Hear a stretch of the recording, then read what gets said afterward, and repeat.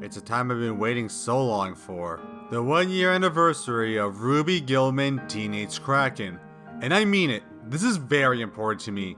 I pretty much started my entire channel to post my Why Ruby Gillman is Actually Great video, which I was pushed after the insane backlash and treatment it's gotten. I had no previous experience in video making or editing and had to learn as I went along with it.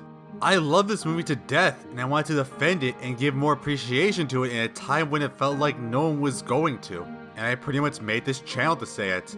And despite the fact that I was very new to YouTube, I'm still very thankful for the relatively good views the video had gotten when the algorithm could have buried it. And yeah, despite the evident amateurishness of the video since it was my first video ever, I'm very proud of it. I seriously recommend that you watch it before seeing this to understand more of my feelings on the movie itself. But yeah, being a Ruby Gillman fan, it's been rough, let me tell you.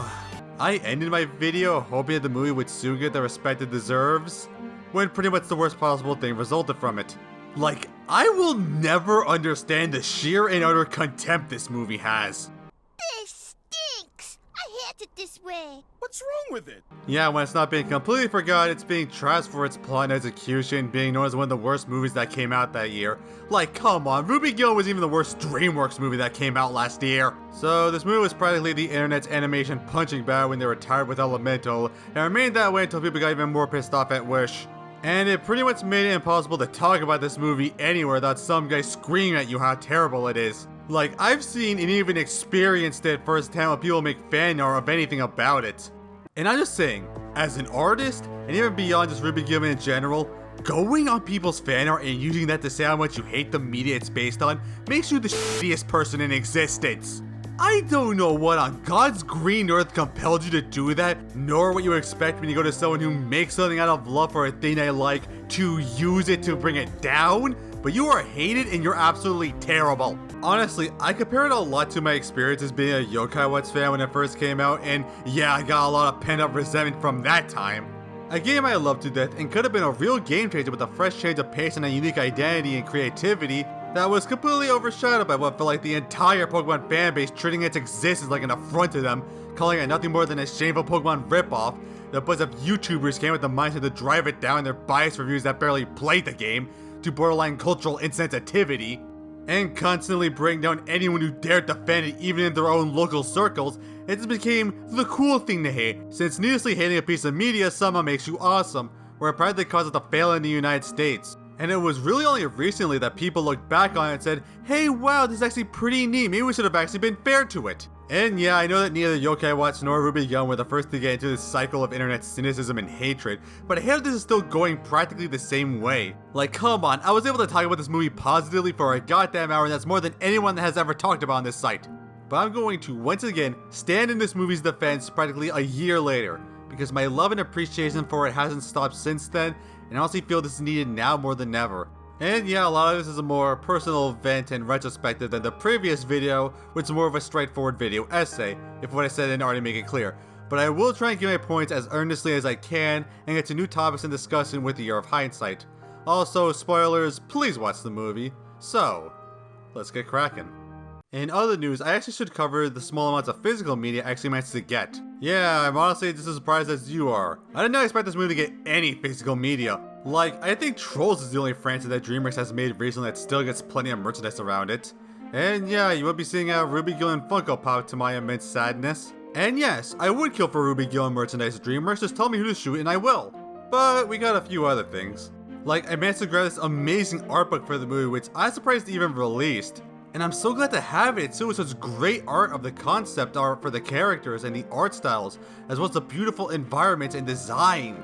As an artist, I am so fascinated by the artistic process, and to actually be able to see the work myself from a movie I love is just so amazing, and I really do treasure that I own a copy.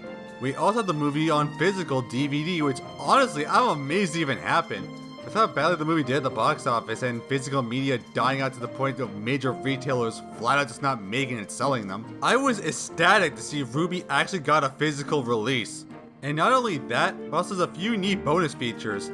I mean, it's not as big as how stuffed DVD extras used to be, but again, with how things are today, I'm surprised by some extra features, including seeing a few deleted storyboards. And yeah, it's a big thing I'll kind of address later. It has a few things like a nice animation about the history of the Krakens, making aquariums, and a bunch of staff interviews, and an official guide how to draw Ruby and Co. But I don't need that, I've been drawing her practically all year already. But the thing I'm most excited for is the creator commentary track brought along with it. I love these so much to get a better idea how the creatives behind a project work and how they execute their ideas, and again just reinforcing that every piece of media you've seen has had dozens of people put their soul into it. It's work that rarely, if ever, gets appreciated, and I think they deserve some attention. But yeah, it's also great to get some new confirmations about the process behind the movie and the creator's intentions for the scenes.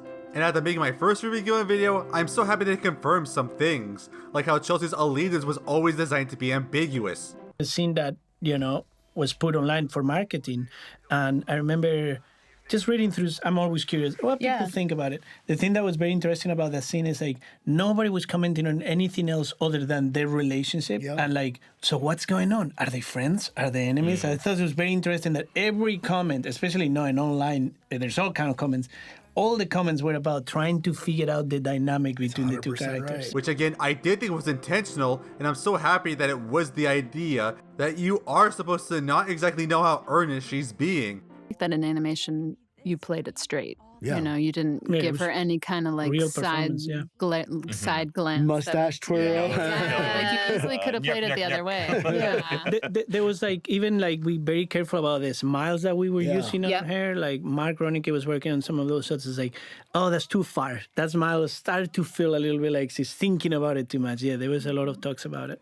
And there's... The board that Ruby stepped on was actually for Gordon's Sea Monster tours. It's a little tricky to see in the shot, but it is what that billboard is advertising. I don't know, maybe it's a good thing people couldn't see that barely readable billboard. Someone might make a huge rant how it destroys the world building. Between the humans and the sea creatures, how flowy the characters are, the sea creatures, and the humans, we kept them a little more solid, The elbows are more pronounced on the humans, and with our sea creatures, it's all curviness, or like it's like boneless feel to them. Again, another aspect of this movie's animation style that's so great to see, not only in its theme of Krakens not fitting in physically, but also showing such great and dynamic animation that gets so underappreciated that I also brought up. And also the intentional atmosphere of the ocean I loved. The movie is about the ocean, and it was a challenge to figure out how can we make this our ocean? And I think kind of the deepness and the darkness of it and how mysterious but inviting it is all kind of plays into it. They also didn't have time to work on the entire oceanic lore in the movie, which is a thing that's brought up in the commentary and book. Those ones that when you only have animated movies of 85 minutes, you have to be super efficient. And one of those things we wanted to give the idea that there was this whole mythic underwater kingdom monster fights, but we weren't going to see it all. So there was just a great way of walking the audience through not only who the other monsters were, but then this backstory through this cathedral and all the stained glass that POV had created for us. Again, I love what they did Brill too. Such a great moment for Brill. Yeah, I really love that he's been our like comic relief character the whole time, but he really does have he's really tender and empathetic. Like that's like his whole motivation. He just wants to see his family together. So it's so nice that we let him have this emotional speech and kind of reach out to Ruby and inspire her at the end. About a lot, but I know my sister. Gives him more of a purpose in the story, I think. They didn't just want to make him the generic, uninteresting comic relief. They want to make him a genuine emotional character who pushes the plot and development. It's so great what this movie did with its characters. Plus, we also get some more lore about the mermaid Kraken war on the mermaid side, showing that it actually was more in-depth than the movie led on, mostly because we never saw anyone's perspective outside of Chelsea, who you couldn't trust, which I appreciate to understand the world more. Chelsea/Narissa doesn't feel these things at all, too. I mean, she's really, she is alone. This whole speech she gives is real. Yeah. The mermaids are hiding. She does feel alienated. Yeah. So that moment of connection could genuinely, like you said, be a moment of connection. I love those. Like, for me, that was always the thing. It's like if you think of great, James Bond movies or something, it's like there's some humanizing the villain is what you're trying to do, because if you understand what they're going for, and in her mind, she's, they say it's like a villain is the hero of her own story, right? Yeah. With that in mind, it makes the conflict more interesting because you understand not all of it was a lie. Ruby will be one of these characters flying through outer space at the screen. That'd be nice if she like came out of the ocean right here. Oh, that's like a a good high idea. five. Just like a dolphin jump. Yeah, we use all our Perfect. water effects here. Me too, guys. Me too. But yeah, I love the entire commentary track, and I do recommend you guys find a way to view it because it's so nice to get insights and development on the movie's creation process. It's very easy nowadays to think of movies that they just dropped out the aether for you to watch and judge, but scenes like this are reminding you that this was a work made by dozens and dozens of people, and such passion and love for the project I felt was emanated so much. I love that I got to see this, and I'm so happy to get a lot of my personal opinions and feelings validated by the creators. And yeah, it does bring me to the next point I want to make on more aspects of why I love this movie to death. I want to start with the animation and art style.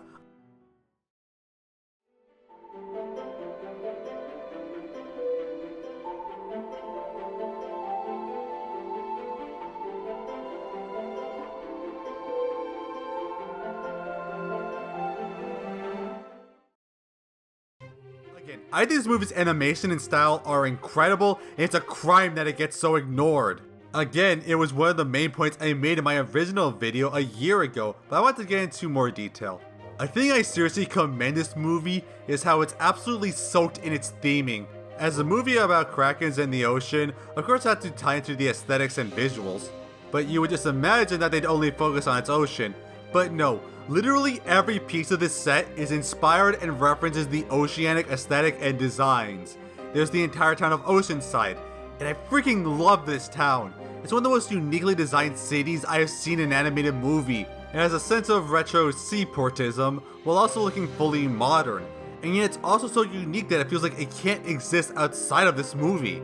Everything has a certain color or shade to it that makes it stand out, and as I said before, it looks almost like bath toys, and the city is literally just floating along the huge bathtub as each building has such unique life and energy to it. I love how there's rarely any flat or rectangular windows. They're nearly all rounded and protruding exactly like the porthole of a ship, which again makes every building feel nautical and such a great detail. The school and the library are made up of giant shipping containers, really again making it feel like this is a port town, and instead they just reuse these old things to make their infrastructure. Even in this shot, it looks like they don't have school buses, they use school boats, which is such a wild but fun and unique concept. Like, how would that even work? And yet it works so well here.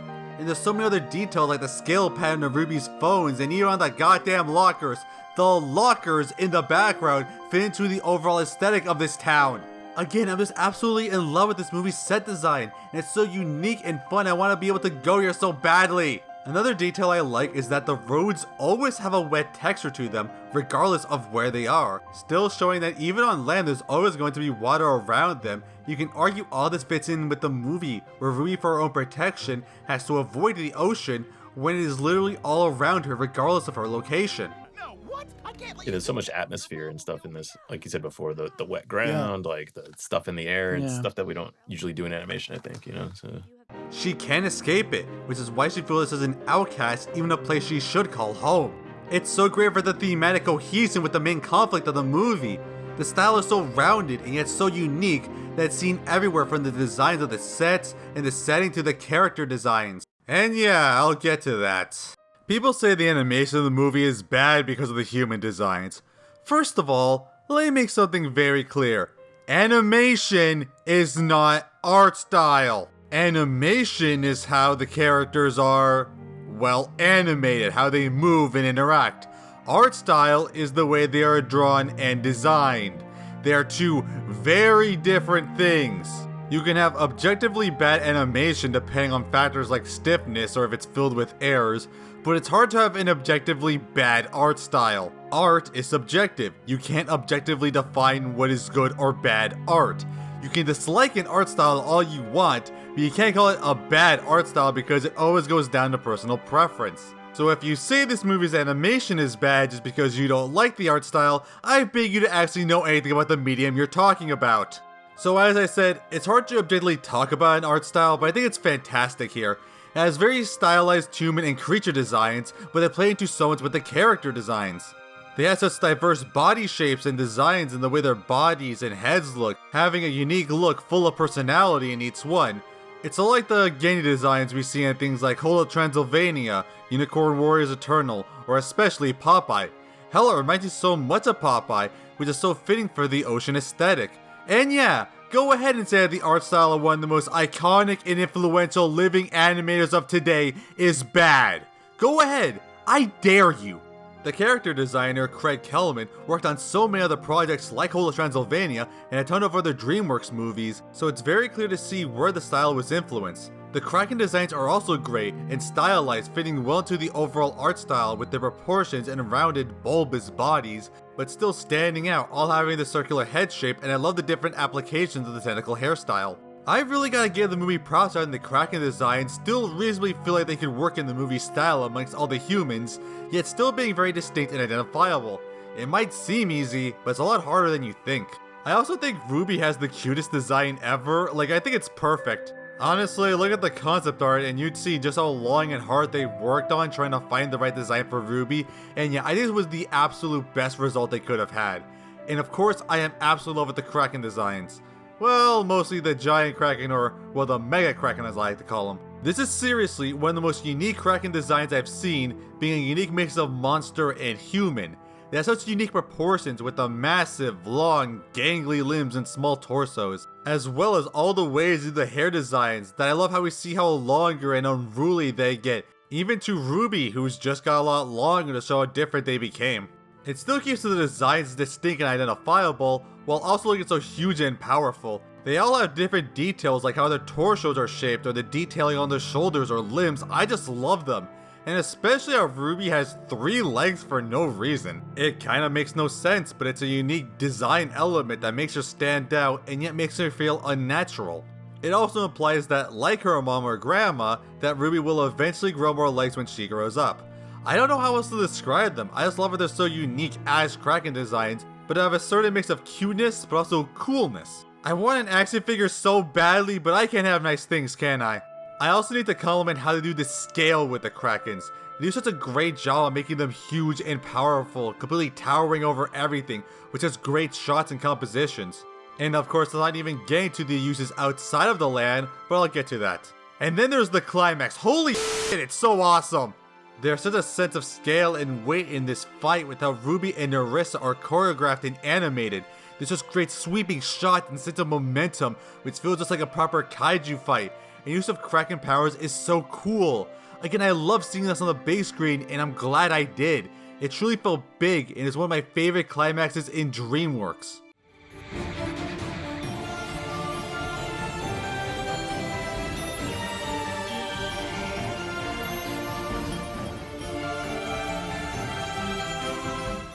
But I think we need to talk about the animation itself. And yeah, it's fantastic too. I mean, the animation is very expressive and utilizes a lot of normal squash and stretch, with the characters having big reactions and animations, but not being too unreasonable, unless it's a very over-the-top character like Captain Lighthouse or Margot. But the Krakens especially have such great animation, being able to express themselves so well with how squishy and stretchy their bodies are.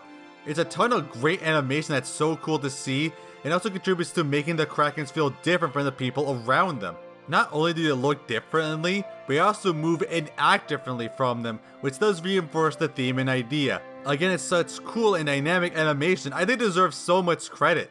I know plenty of people for some reason hate it, that 3D animation is terrible when it tries to do stuff like that. It's a terrible mindset. Animation is literally limitless, and you can do anything you want with it. Animation should be encouraged to be unique and unlike what's in real life. It's practically a representation of imagination. It helps things be more fun, expressive, creative, and unique. If you want real life, go outside. Trying to reinforce that all animation should be realistic entirely defeats the point. And people don't actually understand how difficult it is in 3D. It's hard to change a mess without it completely collapsing on itself, hence why most 3D animation is very rigid and realistic to fit inside the model skeletons. So doing this amount of squash and stretch and playing with the models, it's just a hard thing to do. It's amazing to see when it's pulled off great. Complaining after all that effort that an animation is badly made because it's animated is the dumbest complaint ever. I made fun of this mindset in my April Fool's Day video. The goal of animation is to be as realistic as possible. Everyone knows that. But these character designs and the way they move, they ignore physics. Animation should be cartoony. It's bad. I hate it. It's scary! Animation is so scary! Like, people who have this mindset that animation should only be one thing do not actually respect the art of animation, and that's the truth. People treat it like it's an affront to them, like, ooh, watch out, the animation is wacky. Oh no, the characters don't look realistic, they're scary. Watch out, the cartoon's gonna get you, oh no. Ironically, it's these people who seriously need to grow up and know anything about the medium they're talking about. But yeah, the thing this movie masters the most is its ocean. Now, again, I said the oceans of Ruby Gillman weren't like any other oceans I've seen in an animated movie in my original video. And after the creator commentary track, I am so happy to hear their insight. There's so many movies about the ocean, and it was a challenge to figure out how can we make this our ocean? And I think kind of the deepness and the darkness of it and how mysterious but inviting it is all kind of plays into it. I do not like the sea. I have thalassophobia, and not being able to see the bottom of water terrifies me. Not to mention everything else in it. And this movie makes the ocean feel so deep and dark. And yet, it's not scary.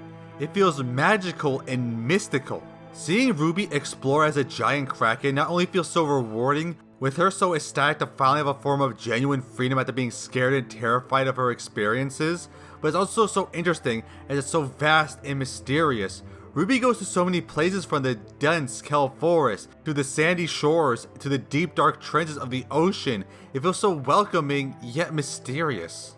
It's like a genuine other world under the surface that only Ruby and other creatures can go to.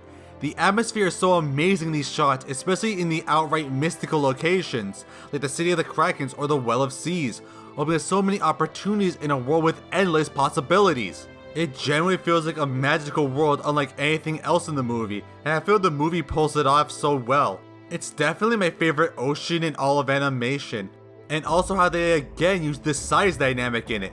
Ruby is so unwieldy and giant in the surface, accidentally crushing things and going on a rampage just trying to hide.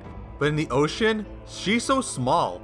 The environments are so huge around her, and it really sells how vast and immense the setting is. Another thing I love is that even the Kraken City, where she should belong, she's always in an angle or position that makes her small. Her grandma always floats above her, overshadowing her, using an imposing figure to symbolize the overbearing responsibility Ruby has that she can't nor wants to live up to, where it's like she can't belong in either world.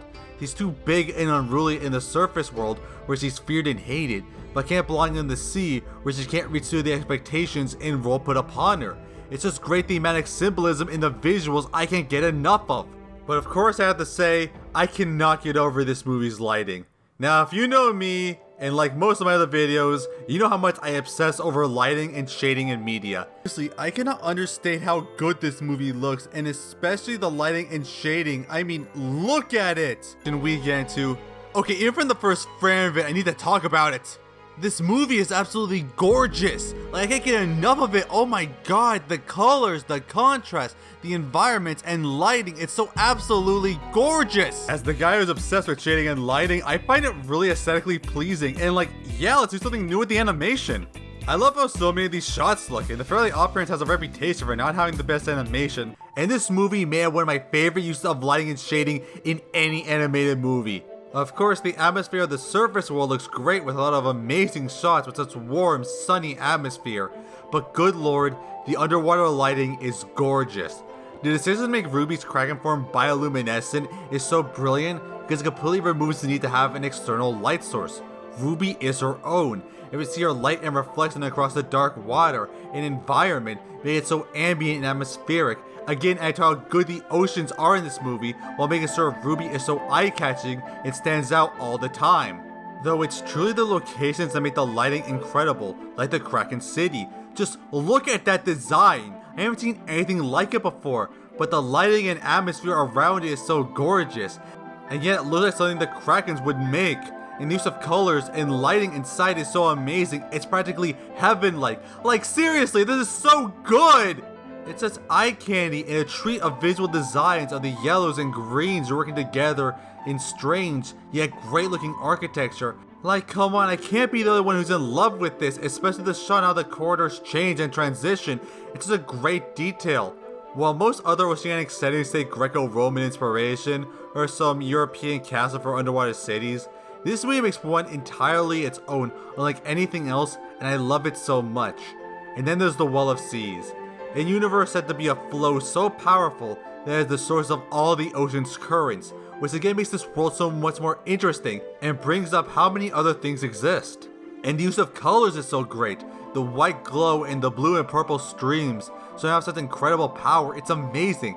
They could have done anything else to just make some big ocean vortex, but no, it's this huge, bright, spiraling, almost living looking thing. And the shot compositions are so good, again with such masterful uses of color. Again, I don't know how to describe it, it looks so cool.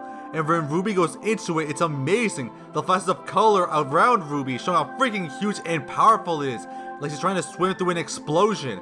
I love how she's silhouetted against the brightness of the well when she's usually lit up so brightly. And these shots and the animation, like, it's so freaking good!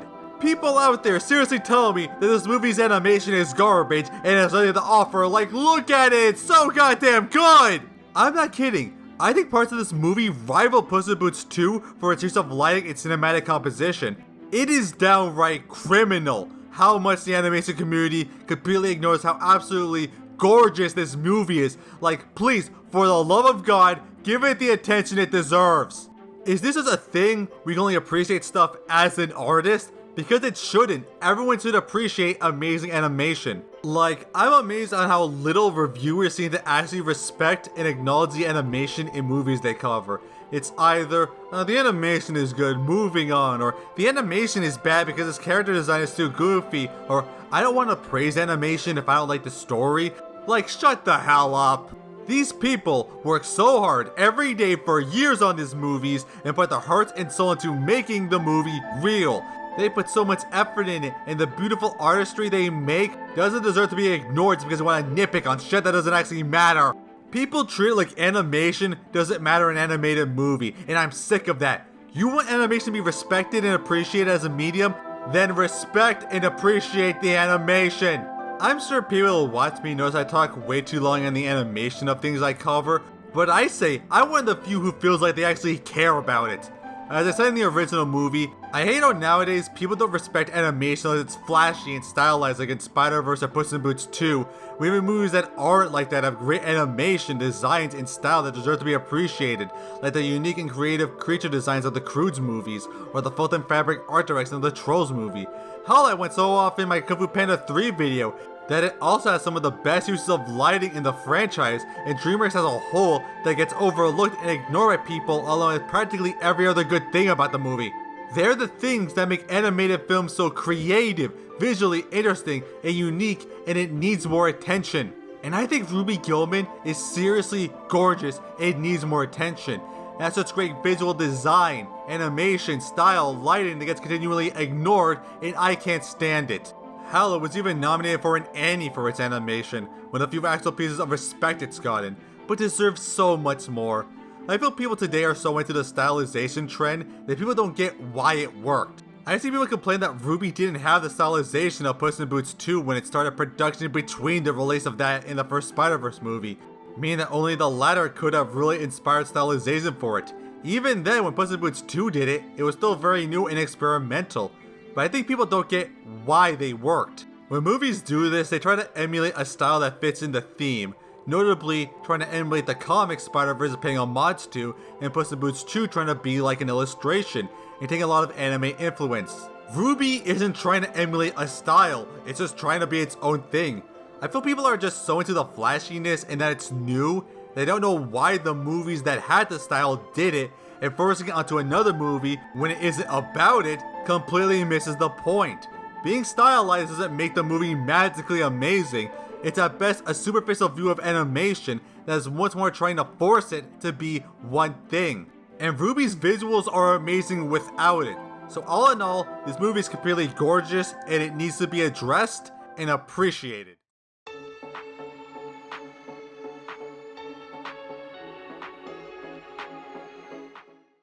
I feel I need to go over the plot extensively because I swear to God most people didn't actually watch the movie they talk about. In this universe, the Krakens are the true masters and defenders of the ocean who fight against other such sea monsters who threaten the world. But mermaids are the most dangerous due to their tricky and manipulative nature. However, by themselves they don't pose a threat to them.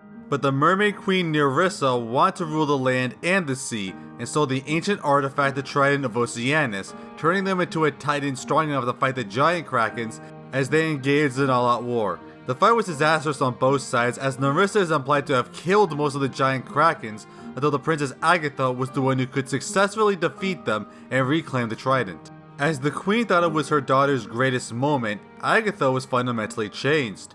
The ocean was no longer safe for her, nor her infant child Ruby, when the mermaids and Nerissa would no doubt try to get revenge, so she left the ocean entirely with her husband to start life on dry land, and caused her between her mother since she considered it a waste of her true potential to live in mediocrity. And it's also implied Captain Lighthouse saw Agatha and dedicated his life to hunt when he perceived as a dangerous monster. Ruby had the potential to be a giant Kraken by birthright, but Agatha had to make sure her family could never be at risk and didn't want to risk Ruby getting involved. So they made sure that they never went into the water to activate her powers. Ruby has to hide her true identity and nature and has to stay small to avoid notice, making a meek and awkward persona, but still had plenty of land hobbies and a small friend group and a crush in the form of Connor. She wants to go to prom with them to fulfill her dreams, but her mom refuses to do this on a boat and could jeopardize everything. But as prom approaches, Ruby decides to disobey her mom's command to not go to the prom boat in the ocean and ask Connor out.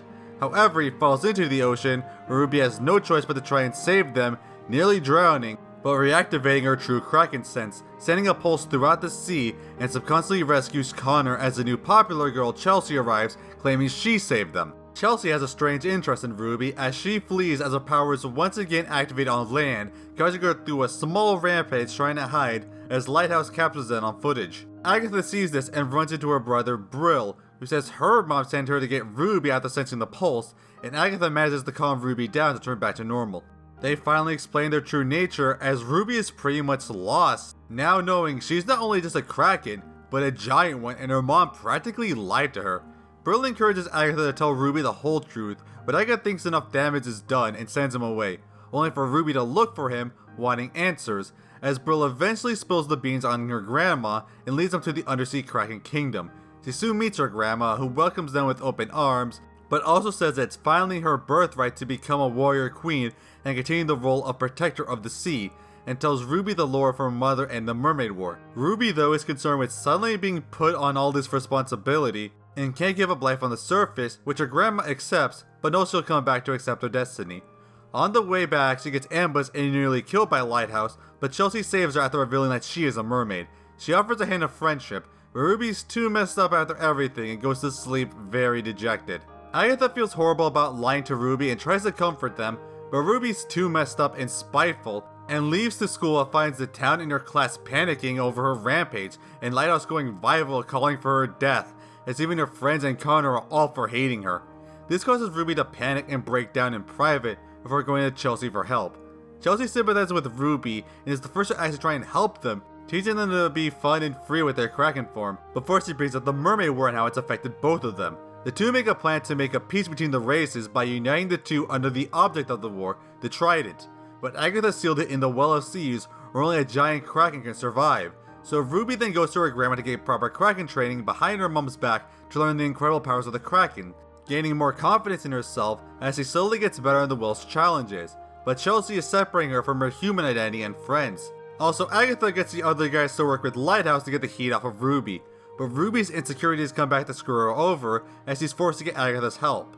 Agatha can't believe that Ruby had befriended a mermaid and has jeopardized her entire life since Nerissa and her people are trying to hunt her down and get revenge after the war. But Ruby is mad that her mom lied to her about all of this, and is stopping her from, in her eyes, getting the perfect solution to her problem and can't just go back to hiding. Driving her ballistic, she goes and gets a trident herself. Agatha goes to her mom and calls her on dragging Ruby into all of this and trying to ruin her, as Grandma says that Agatha is continually diminishing Ruby's potential and forcing her to hide. But it's revealed that Chelsea actually was Nerissa, who felt the pulse, proving that she was hunting her down from the start, and manipulated her right back to power, regaining her Titan form, and knocking out Ruby before trying to go and conquer the world, as Agatha and Grandma are forced to fight as Nerissa comments they're too old for this. Brill finds Ruby, who's destroyed and dejected, back to her self-loathing from before, but inspires her by telling her how much her mother truly cared for her and everything else she gave up for them, where they gain their new determination and fight the person who ruined their family's life in a frankly awesome kaiju battle, utilizing her powers and finally fulfilling the destiny she's been avoiding for so long, and proves herself through the town and saves all her school from dying on the prom night. Ruby is able to deduce that the power of all three of them can destroy the Trident, as she gives Nerissa one more chance to back off, which she refuses. And the three generations of Kraken work together, focusing their powers to destroy and depower Nerissa as Lighthouse captures them. Agatha apologizes for stifling Ruby and preventing her from being herself, as she allows Ruby to attend the prom she prevented. As Agatha, Grandma, and Brill bond with each other to heal their rifts from long ago, Ruby gets to now be able to truly be herself, as luckily her friends accepted her and always would, as Connor also loved them from the start, affirming her feelings were invalidated, as they have a great time, as later we see Ruby has truly accepted her role into becoming the guardian of the ocean, while also living the human life she's wanted, full of the confidence she lacked. But before we go on, I want to talk about some extra details, like I love the idea of Krakens now being this unique hero of the ocean, while playing into much more of the evil siren aspects of mermaids to float the conventional script.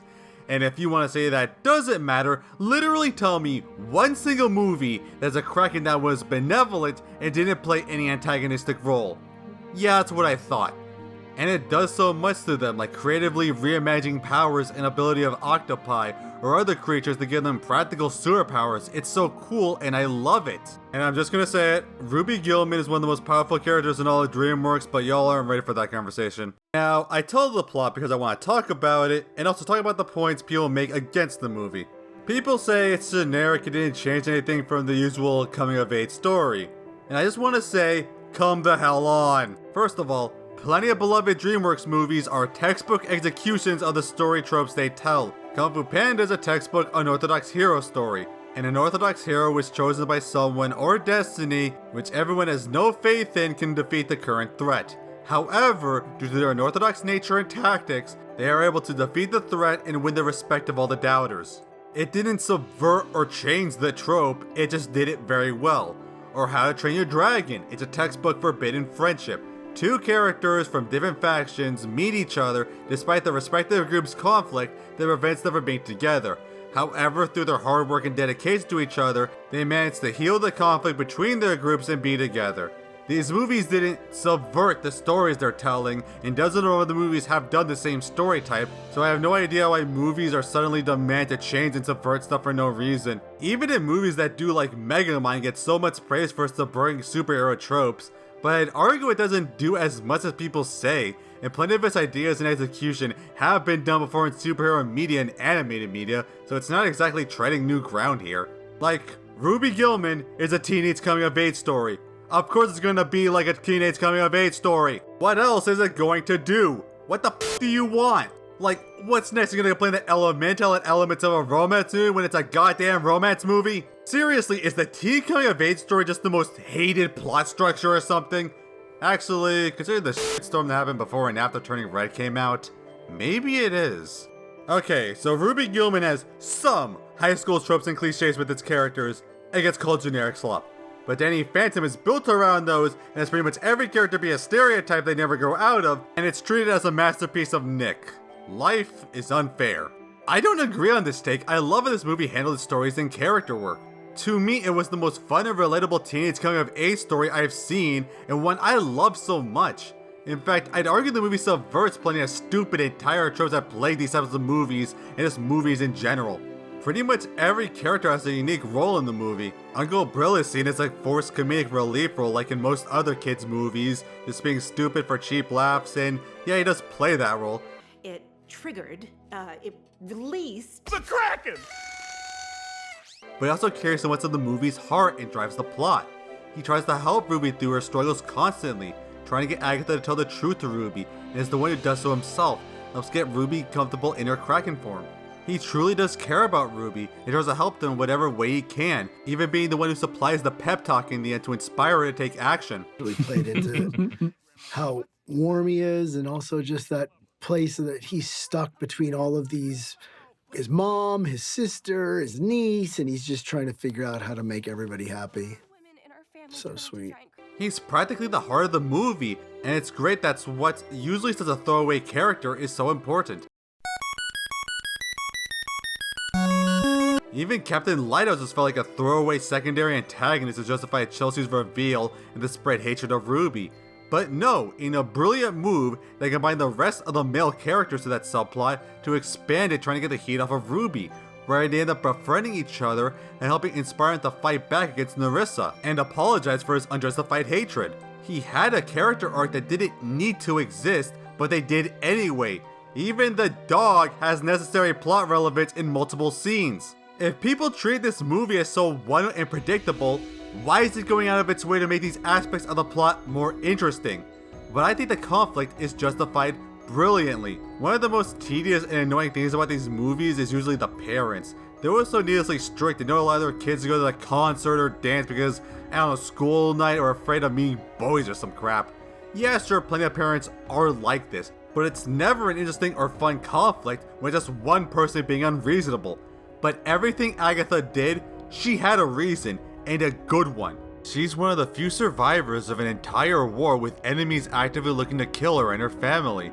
She had to give up everything in her life, her throne, her fame, her identity, to protect her daughter. And she made a new life to provide for them, and is doing a good job. But she can never risk Ruby being identified by Nerissa or the mermaids or found out by the humans and suppress their potential so she could never be a target. And it did suck for Ruby, of course. She had to constantly draw attention away from herself, had to miss so many things. It's not a perfect solution, but it's what she felt was right. And she was justified, as when she did reactivate her powers, she was immediately discovered by Nerissa, who was actively hunting her and used her insecurities against her, and Linus did start a smear and hunting campaign. She had a right to do what she did, but she doesn't ignore the consequences. She feels horrible for lying to her and keeping her away from her true identity. There are multiple scenes in the movie where she feels terrible and thinks she drove a wedge between them and tries her best to make it up to her. I can't believe I didn't tell her any of this sooner. I mean, what was I thinking? Drops out of school. I mean, what if she doesn't get a job and runs away like I did? What if she hates me like I hate my mom? I just really want you to know that you never have to hide things from me. Like you? What'd you say, honey? Nothing. In like 99% of these movies, the parents don't care and always have a I'm right, you're wrong mentality. But this movie didn't. Agatha is an incredibly deep and compelling character, and one of the few parents I 100% believe were always doing this for their family. She's not unreasonable because parents are dorks who don't get teenagers. She was keeping her family safe, and she does realize what she did and how it hurt Ruby, and is the one who invites her to finally do what she's always wanted and be herself. Agatha is legit one of the best moms in animation, and I will fight you on that. People complain that Ruby's friends aren't developed much, and like, yeah, I guess they don't have these massive moments of characterization or major important scenes around them, but I don't think it's worth hating. Again, it's not like practically every other friend group in DreamWorks are masterclasses of character development. Like, are the How to Train Your Dragon friends really that interesting? Are the Madagascar crew really that interesting? And don't even get me started on the Trolls one. Even the most iconic and memorable ones of the Furious 5 don't exactly do or add much in the movies they're in, to the point where 4 literally just cut them out of the story entirely. In fact, most other friend groups kind of just blend together. But they're to ground Ruby and be a part of Ruby's social alienation throughout the movie.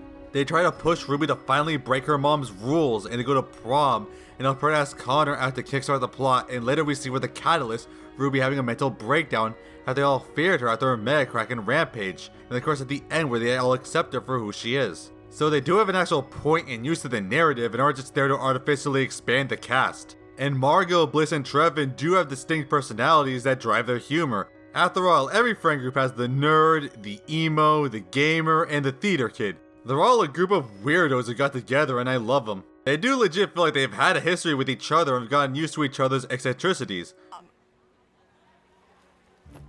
Ruby, my sweet, wide-eyed, dumbest, smart person ever. You don't tell her. Gasp of exclamation! Trevin's right!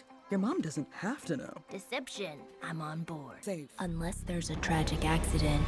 Bliss! No catastrophizing. Cue Ruby! Bliss, get the smelling salts. There was a deleted scene where Ruby tries to free some sea animals from a marketplace, which the location did make it in, and it shows how great their bond is in that they immediately make a plan to work together to help her out. But since it really didn't add anything to the plot, it was cut. Which is a thing you have to keep in mind with movies, they had to keep in the essential stuff, and extended but pointless scenes like that would be a waste of resources. It sucks, but it's how things are. In a movie called Teenage Kraken, I'm glad they focused more on the Kraken aspects of it and not the teenage part. Connor unfortunately also gets shafted by the narrative. You get the gist of it fine enough in the beginning where Ruby tutors him. He's the cool guy in school, but luckily they make clear that they have a crush on each other and have their adorable tendencies, so it doesn't spend time trying to go through the usual teenage romance drama. Thank God. We don't need a third act misunderstanding and breakup. I think the movie made a wise choice and ignored most of the high school trappings of these stories and focused more on the core narratives, only including things that are important and add to everything to tie into Ruby's alienation arc. Go big! Everyone, don't forget to RSVP for prom, the most important day of your lives. And I'll say the two are cute, but the story had to take precedent, and it wouldn't work if they had to shove in the Connor stuff with Ruby trying to be a Kraken. You can even argue it's justified in the story as the second half has Chelsea purposely try to take Ruby away from her human life so she can focus on her Kraken training, so there is a reason for it not getting focused in universe. I think if anything has one of the strongest and most relevant friend groups in DreamWorks, and I will stand by that. Or apparently just be terrified by Connor's scary face. Again, oh no, scary cartoon characters don't want Hotel Transylvania, it's a legitimate horror movie. I also would love to get to Ruby herself and why she's my favorite character in all of DreamWorks and why her journey means so much to me, but I'll talk about her later. But I need to talk more about Chelsea. Chelsea was much more complex than they honestly had any right to. Chelsea as a twist villain is done far more differently than most other movies. It's been a hated trope as it's so sudden or underdeveloped, or used with irrelevant characters people forgot or don't care about, with little to nothing to support them. But Chelsea doesn't. From her introduction, you get bad news all over her, as she steals Ruby's credit for saving Connor as the entire school fawn over her, and has an unusual attention towards Ruby. And it's then we learn that the mermaids are dangerous and have been warring with the Krakens, and then Nerissa tried to destroy them. It's the reason Agatha was forced to live on land, and very soon after, we see Chelsea's one of them. So the movie isn't trying to trick you to trust Chelsea, it's actively giving you reasons to not trust her, and he's going to betray Ruby. People say her twist was predictable, like, wow, it's almost like the movie spelled it out for you. Congratulations on having basic media literacy. However, Chelsea doesn't act that way. She listens to Ruby, and she's a genuine one to help her. And she does, she is the only person who could help Ruby. Ruby was tormented so much, her mom lying to her and refusing to help her with her seeing Kraken stuff, and her newly found grandma pretty much immediately wanting to be a warrior princess in a war she had no idea existed. At school she's hated and feared, it absolutely devastates her. It causes a full mental breakdown that's absolutely understandable. Chelsea doesn't try to push Ruby to anything here. She wants her to be herself, to be free and enjoy her powers without responsibility. She acts like a genuine friend. Ruby would not be where she was without her. Their friendship is honestly adorable, and I get why so many people got attached to them. So it really makes you wonder how legit everything is. You know that she could be a villain trying to use Ruby, but their friendship is so strong, it makes you hesitate. She's not obviously evil, and you're just waiting for the turn. It's much more engaging. And that was the intention. That one shot, the reaction shot, did you see yes, that? So many people saying, but she cares for her, you know, that's and an we always said there was part of that thing that in the bruise that she had, she's, her battle was with her mom and her grandmother, and, she might at that moment have really understood what it feels to be alone, because we don't know if Chelsea/Nerissa doesn't feel these things at all, too. They wanted to keep Chelsea ambiguous, and the actual hints by her actions are a lot less obvious than something they had to infer. So close. This should be your first hint that Chelsea really, really is bad, where she's like, oh, you just got hurt real bad. Where's my thing? Yeah. It's a plan to have Chelsea trick Ruby. We felt like this was actually kind of our way of showing a siren song. Chelsea was really listening to Ruby and giving her what she wanted. A shortcut to being able to both live her life on land and live her life in the sea. Chelsea's answer to that was, of course, her attitude and her confidence. So for a long time in the movie, we had sections where Ruby was kind of mini Chelsea. And that's so refreshing to see. Most twist villains are forgettable and uninteresting, but this relation makes you wonder where it was going to go. And I think they did such a good job that it might have hurt this movie's reputation. I feel people hate that Chelsea did betray Ruby when their relationship was so good, and made people hate the movie because of it. Chelsea could have easily been a one-note mean girl like every goddamn teen drama story in existence, just there to make Ruby feel bad and have a one-note antagonist at the end. But no, she's very enjoyable and infectiously charismatic. Their scenes are so fun and great together that you don't want them to be evil. So it does hit hard when it was all too good to be true. You feel betrayed like Ruby did. How many twist villains can you actually say that to you? How many twist villains genuinely got you to care? Exactly. So this is really interesting in execution. Even though, again, I'm sure a lot of people hate this movie because they got so attached to Chelsea and Ruby's relationship. Even I would like to have some sort of a legitimate friendship. I made a what if in my original, but I can say this is bad. There's pros and cons to it either way. I gotta commend them for actually going through with it. Again, it does genuinely feel real and have an effect. I seriously think Chelsea is one of the most unique and interesting ways a twist villain has been executed. So instead of having the entire thing be, surprise, this random person was actually the villain all along, since they already introduced that thought, they instead made the twist that Nerissa was Chelsea all along as a new identity. And that was a legitimately good twist I did not see coming. Yeah, it's one that does make sense and works out in the story. I know people love Ruby and Chelsea together, and the pairing has made a good chunk of the Ruby Gillman fandom, which kinda sucks for Connor, but Chelsea did have a lot more on-screen time together for the plot. Admittedly, the twist does kind of affect that. Now, they do muddle it as much as they can. Nerissa says that mermaids don't age, so she'll be youthful forever, so she's technically a teenager, and you might argue that she's mentally an adult, but not really. It's shown that she really is just a conceited teenager regardless, so I guess it checks out. Again, it's kind of vague, so it's really to an interpretation, so I'll give it the benefit of the doubt. Besides, it's really more of a fandom thing than a problem with the actual movie. And yeah, as much as I'm praising it, I'm willing to address people's problems with the movie and try to justify them. I already went and defended a few, but I gotta go through the rest. And yeah, this movie has gotten quite a bit of unfair criticism, but you know what? I object. I'm going to defend this movie and disprove all of these claims. And yeah, be warned, I'm gonna get very heated with these, but it's honestly hard not to. First off, this movie has no personality or charm. What the f does that mean? No, like seriously, that's not a complaint. You can't quantify what a personality is. That's an incredibly vague statement that doesn't hold up to any scrutiny. Like, what the f is Puss in Boots 2's personality, or How to Train Your Dragon's personality? You can't say a movie doesn't have blatantly defined vibes as a legitimate critique. Even then, it's an entirely subjective viewpoint you can't look at objectively. There isn't a charm percentage that makes a movie good. Look, you can use personality or charm when you want to say why you like a movie, because that's just how you subjectively felt from it. But you can't use it as a legitimate complaint, because you can't prove that it is or isn't there. I argue the movie's full of personality. It's just like those series like American Dragon or My Life as a Teenage Robot. Theme fantasy adventures with over-the-top dorky teenage protagonists. No one's gonna say those things didn't have personality or whatever that means. The directors literally said it was a teenage coming-of-age story fused with a kaiju movie. It has an identity, has fun with it. I don't know what your problem is. This is a thing people do when they want to act like an intellectual without having an actual point to say, which I think has just become this problem in the animation community. Like, if you unironically call a movie you don't like slop, then your opinion is immediately invalidated as you clearly have your head a mile up your own ass.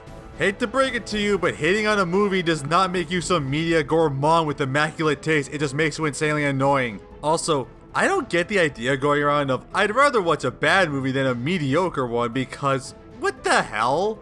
Do people actually mean that, or is it again trying to be some media intellectual? Like, what does the world come to when a decent movie is treated worse than an actual bad one? Is this so harmful to media appreciation and analysis, since it practically demands two extremes of quality? I seriously hope people don't actually mean that, because yikes. Sorry for the slight tangent, but again, I hate seeing takes like this and I really want to say how much I hate it. Ruby Gillman ripped off Turning Red. First of all, I am really amazed by the turnaround of this movie when everyone hated it, but now it's suddenly treated like the greatest thing ever. Like, what happened? And can Ruby please get some of that? And second, anyone who thinks that should do a single second of research. Ruby Gillman was in production for several years trying to develop the project, which is older than Turning Red. It is literally impossible for Ruby Gillman to rip it off. It was slated to release the same year if it wasn't for production delaying it to 2023. And even if it wasn't in production before, I legit want to know how the hell you think movie production works and how long a movie takes to actually come out. You may think I'm stupid for saying that people think movies literally spawn on the 8th or for them to judge, but I seriously think people have absolutely no idea how long movie production is. This is like saying Megamind ripped off Despicable Me. Movies take years to come out, sometimes up to decades. You people actually at DreamWorks saw Turning Red and went, wow, this is awesome, let's do this but in the ocean, and went to production overnight to make it ASAP? It really amazes me how many people feel like they're the authority of media but then don't actually know anything how media is produced and just make stuff up. It's just brain dead as those people who legitimately think that DreamWorks made this movie to insult the Little Mermaid remake that came out a month before. Like, are you insane? And even then, what's the similarities? Dorky girl turns into a creature with puberty metaphor? Turning Red did not invent that concept, it's been done numerous times. Hell, by your logic, since Turning Red is a comedy coming-of-age story by a teenager learning they turn into a big furry creature and use it to gain popularity, then it would be a ripoff of Teen Wolf. And even then, RWBY, if anything, takes its influence from a practical subgenre movie and media about teenagers and people turning to mermaids in the water. With stuff like The 13th Year and H2O Decide Water and others, again, there's more movies than I thought. So instead, subverting that, where instead the teenager turns into an infamous sea monster. And also, in case you haven't noticed, Ruby's transformation is even caused by high emotions like in Turning Red. The catalyst was being in the ocean. There is only one time in the movie where she transforms based on her emotions, and you can argue it was intentional since at this point Ruby's had so much more control over her powers through her practice and training. This is a stupid argument that falls flat on any scrutiny, so please stop trying to ruin a movie's reputation by shit you pulled out of your ass. Man, being called cheap ripoffs by people who have absolutely no idea what they're talking about? This really is Yokai Watch. Again, like, come on. The soundtrack is bad. No, it's not. Yeah, sure it has pop songs in its soundtrack, sure, but it's not bad. People just hate pop songs in general, and I guess yeah, they can be distracting. But this isn't like Trolls who just play the most iconic and well-known pop songs to the point where it takes you off a scene entirely.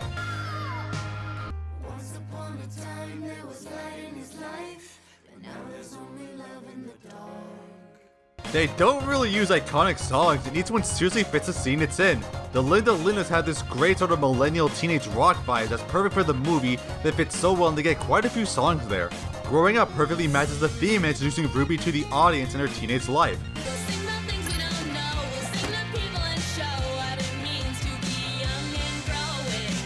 And O is great for a short fun montage scene. This moment is absolutely gorgeous and was made for the movie. And seriously, it is one of the most underrated animated original songs. Like, come on, it's so magical. Like, it's Ruby's moment. The thing that's changing her life in the time where she's truly free and can be herself. It is so gratifying. Seriously, listen to it, it's so good.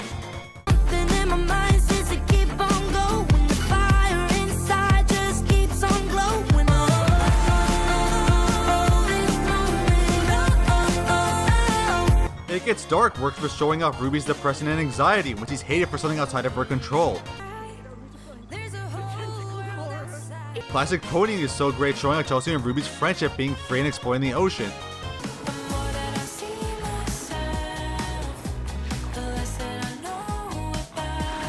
I Just Want to Shine is so great in the training montage, showing Ruby's newfound determination, confidence, and enjoyment of her Kraken responsibilities.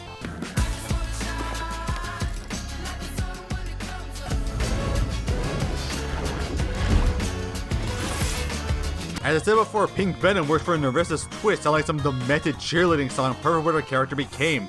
Dum dum.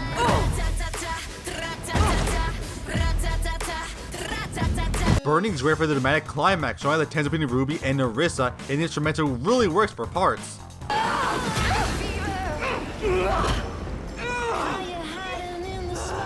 I'm a Kraken! Praising you is the perfect catharsis for after everything Ruby has done, finally getting the appreciation and love she's wanted, feeling congratulatory and exciting.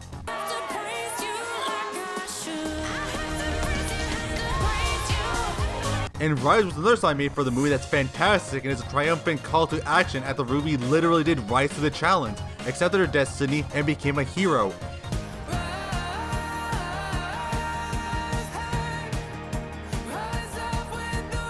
There isn't anything out of place or distracting in the soundtrack. Everything felt perfect and fitted the vibe of the scene. They weren't just selected because they're popular like it's some jukebox musical, they were selected because they fit the tone and scenes of the movie. Like, I don't get the complaints. I think it's just a complaint that has pop songs. And wow, I can't believe the movie Teenage Kraken has pop songs. Like, what are they doing? Clearly a full neoclassical orchestral score would fit the theme 1,000 times more. And you put in some samba there too. Even then it has solid instrumentals as well.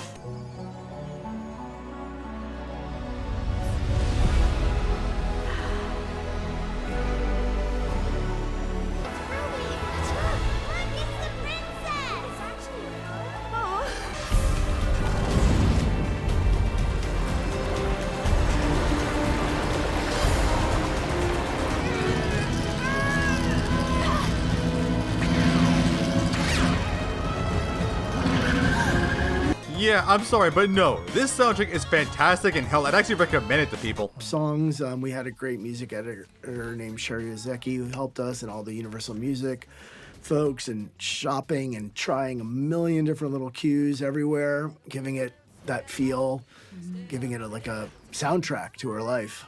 Yeah, I remember Natalie Hayden, our music supervisor, saying how much she loved working on the movie because she got to like fulfill her like teenage fantasies and create like playlists of all the songs she loved listening to. Both current and old songs. And I think tonally, they all match the film. Yeah, they really do. If you like this kind of music, you'll like this movie. I, for one, can't wait to buy the soundtrack. There you go.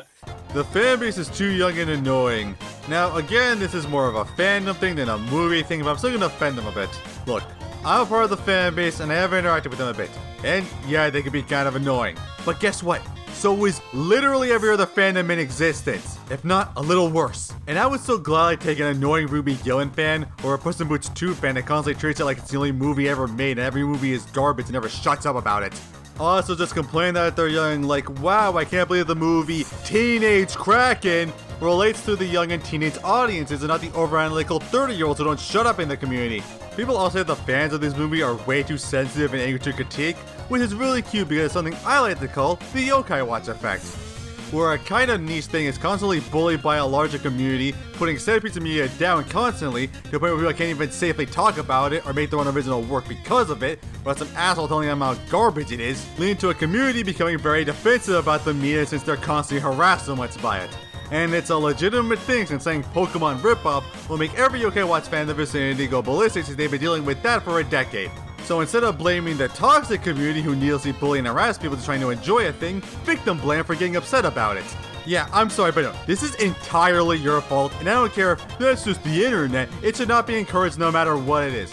Hell, it's not even this movie, it's our fans of Wish are getting it too, and I don't support that attitude. Also said, you're too sensitive to other people's opinion attitude really falls apart the minute someone goes against the community's major opinions like, oh man, you guys are such babies. It's just a movie, guys. You gotta learn to accept other people's opinions. You guys are so overly sensitive. Grow the hell up. Spider-Verse sucks. I will fucking kill you.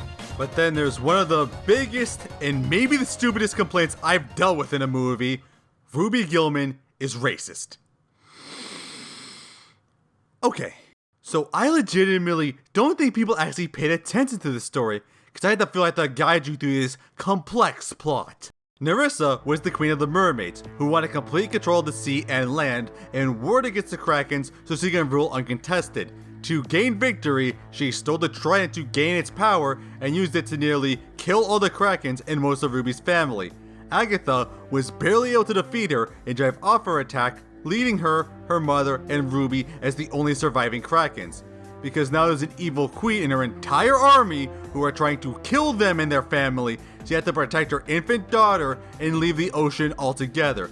Nerissa was seemingly actively hunting them the entire time, tracked Ruby down after her pulse immediately, and worked to exploit her to her own gain.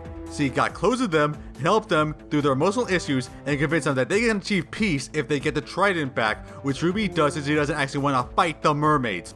Though she was just using Ruby's goodwill and trust so she can use her power to enact her plan to kill the rest of the Krakens. Ruby, despite all of that, was still willing to let her walk, and she refuses, still wanting her revenge and power. So I want you to notice something kind of important. Nerissa literally started the entire conflict. She started the war, killed most of Ruby's family and the giant Krakens, destroyed Ruby's family and forced her to live on land and caused their mom and grandma to resent each other, and still was actively planning to continue the war. There is only one mermaid in the whole movie, and they're the person who started the entire conflict. This is like saying a movie is racist against Germans when the only German character is Hitler. And this isn't just, we hate them because they're different. It's, we hate them because they provoked war against us, killed our family, and are actively trying to get revenge and kill us. Grandma and Agatha's fears are actually warranted because, again, the entire reason why they left and split up was because someone is no doubt trying to finish the job. Just treating it like they're racist misses the entire point of the fucking conflict. There is a reason to everything. And even then it's confirmed by the director's commentary that the mermaids are not in a good position themselves, scattered and drawn to hiding after Nerissa waged war. Ruby did not want to fight them, and only did after Nerissa herself continued the war firsthand to kill him.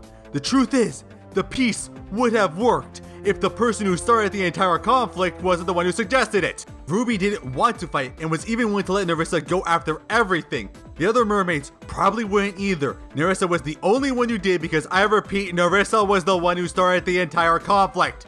Like seriously, what's the f***ing movie, guys? Dumbing it down just blanket racism and being proven right misses the entire point of the story. And even then, like, what, do you want a redemption? Does this movie need one? I thought we liked irredeemable villains. Isn't that why we like Jack Horner? Isn't that why we like the classic Disney villains? This movie is subverting the usual sea monster trope. It's the entire point. So, what, do you want it that the conventionally attractive and good heroes of the ocean were the conventionally attractive and good heroes of the ocean the whole time? What's the f***ing point then? I'm not evil.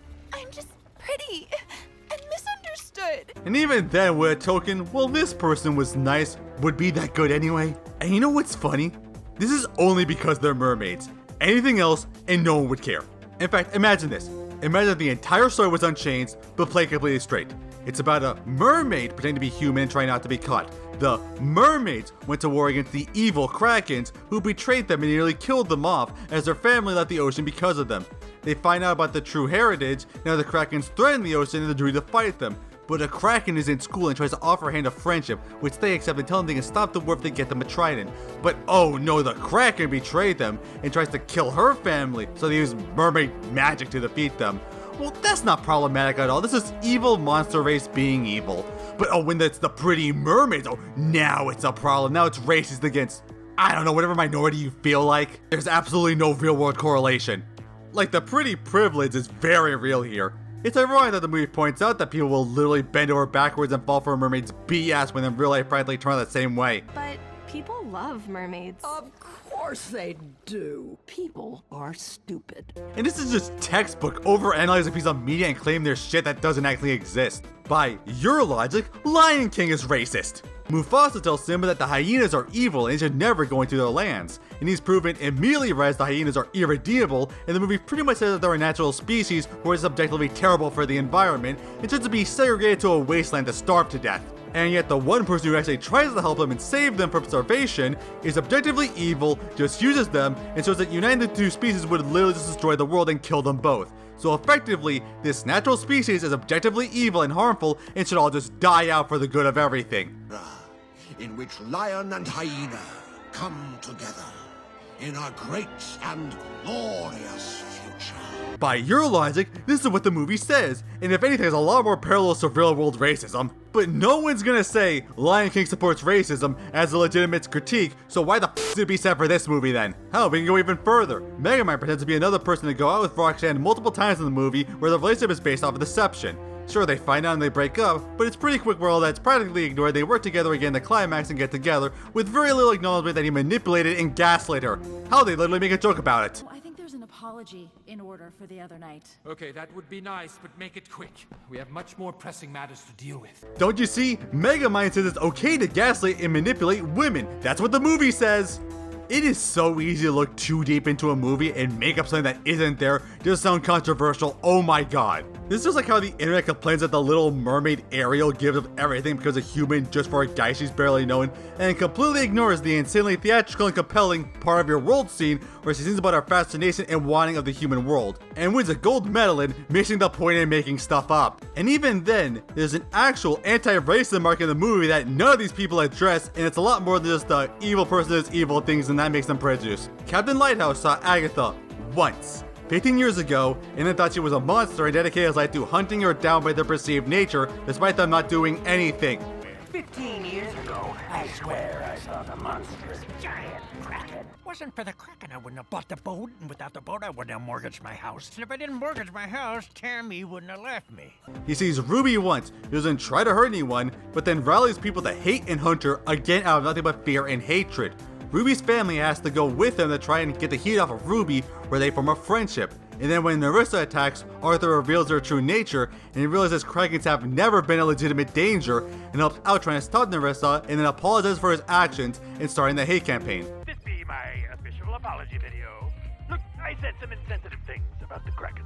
hey, wow, look at that. That was a lot closer to actual racism and with the person accepting others who were actually innocent. So please, shut the hell up about an imaginary racism problem in the movie and actually pay attention to what's going on in it. Save that shit for Elemental. You know, the movie that actually was about racial relations with a questionable execution with intentional real-world parallels. Again, for the love of God, stop spreading this idiotic take. Then there's Chelsea should have been Nerissa's daughter. Okay, this is the one critique that does have some legitimacy. I've seen this take a lot, but if you don't know, there was a storyboard for a version of the story where Chelsea was Nerissa's daughter, and Agatha killed them in their battle. So Chelsea has done all of this to take revenge. And instead in the movie, we got Chelsea pretend to be Nerissa's daughter to trick Ruby. People said it would have made the movie much more compelling and interesting, and to be fair, yes, it would make the story more deep and mature. But there's a big problem with that. The movie isn't about that. The movie is pretty lighthearted against a teen coming of age story mixed with a kaiju movie. It's mostly just character development and fun. Just bluntly saying that Agatha, one of the movie's most important characters, murdered another character would be so totally jarring, you have no idea.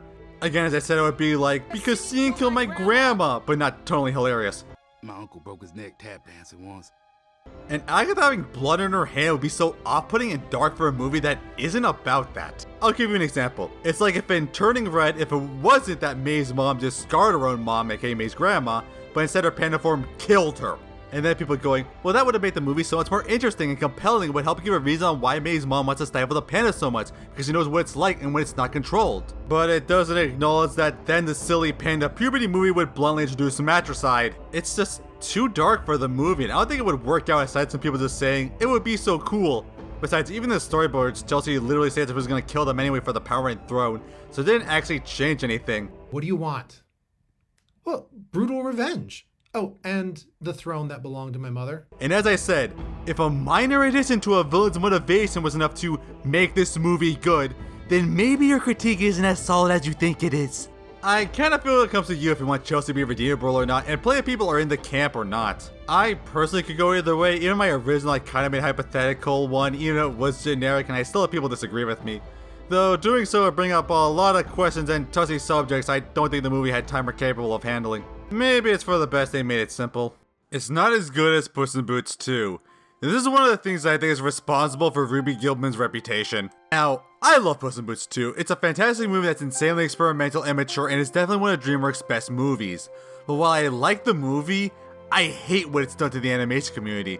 It's not just praised, it's put on a pedestal, which is so harmful to active media discussion. Now it's treated as the gold standard of animation, and every movie should and needs to live up to that to be good.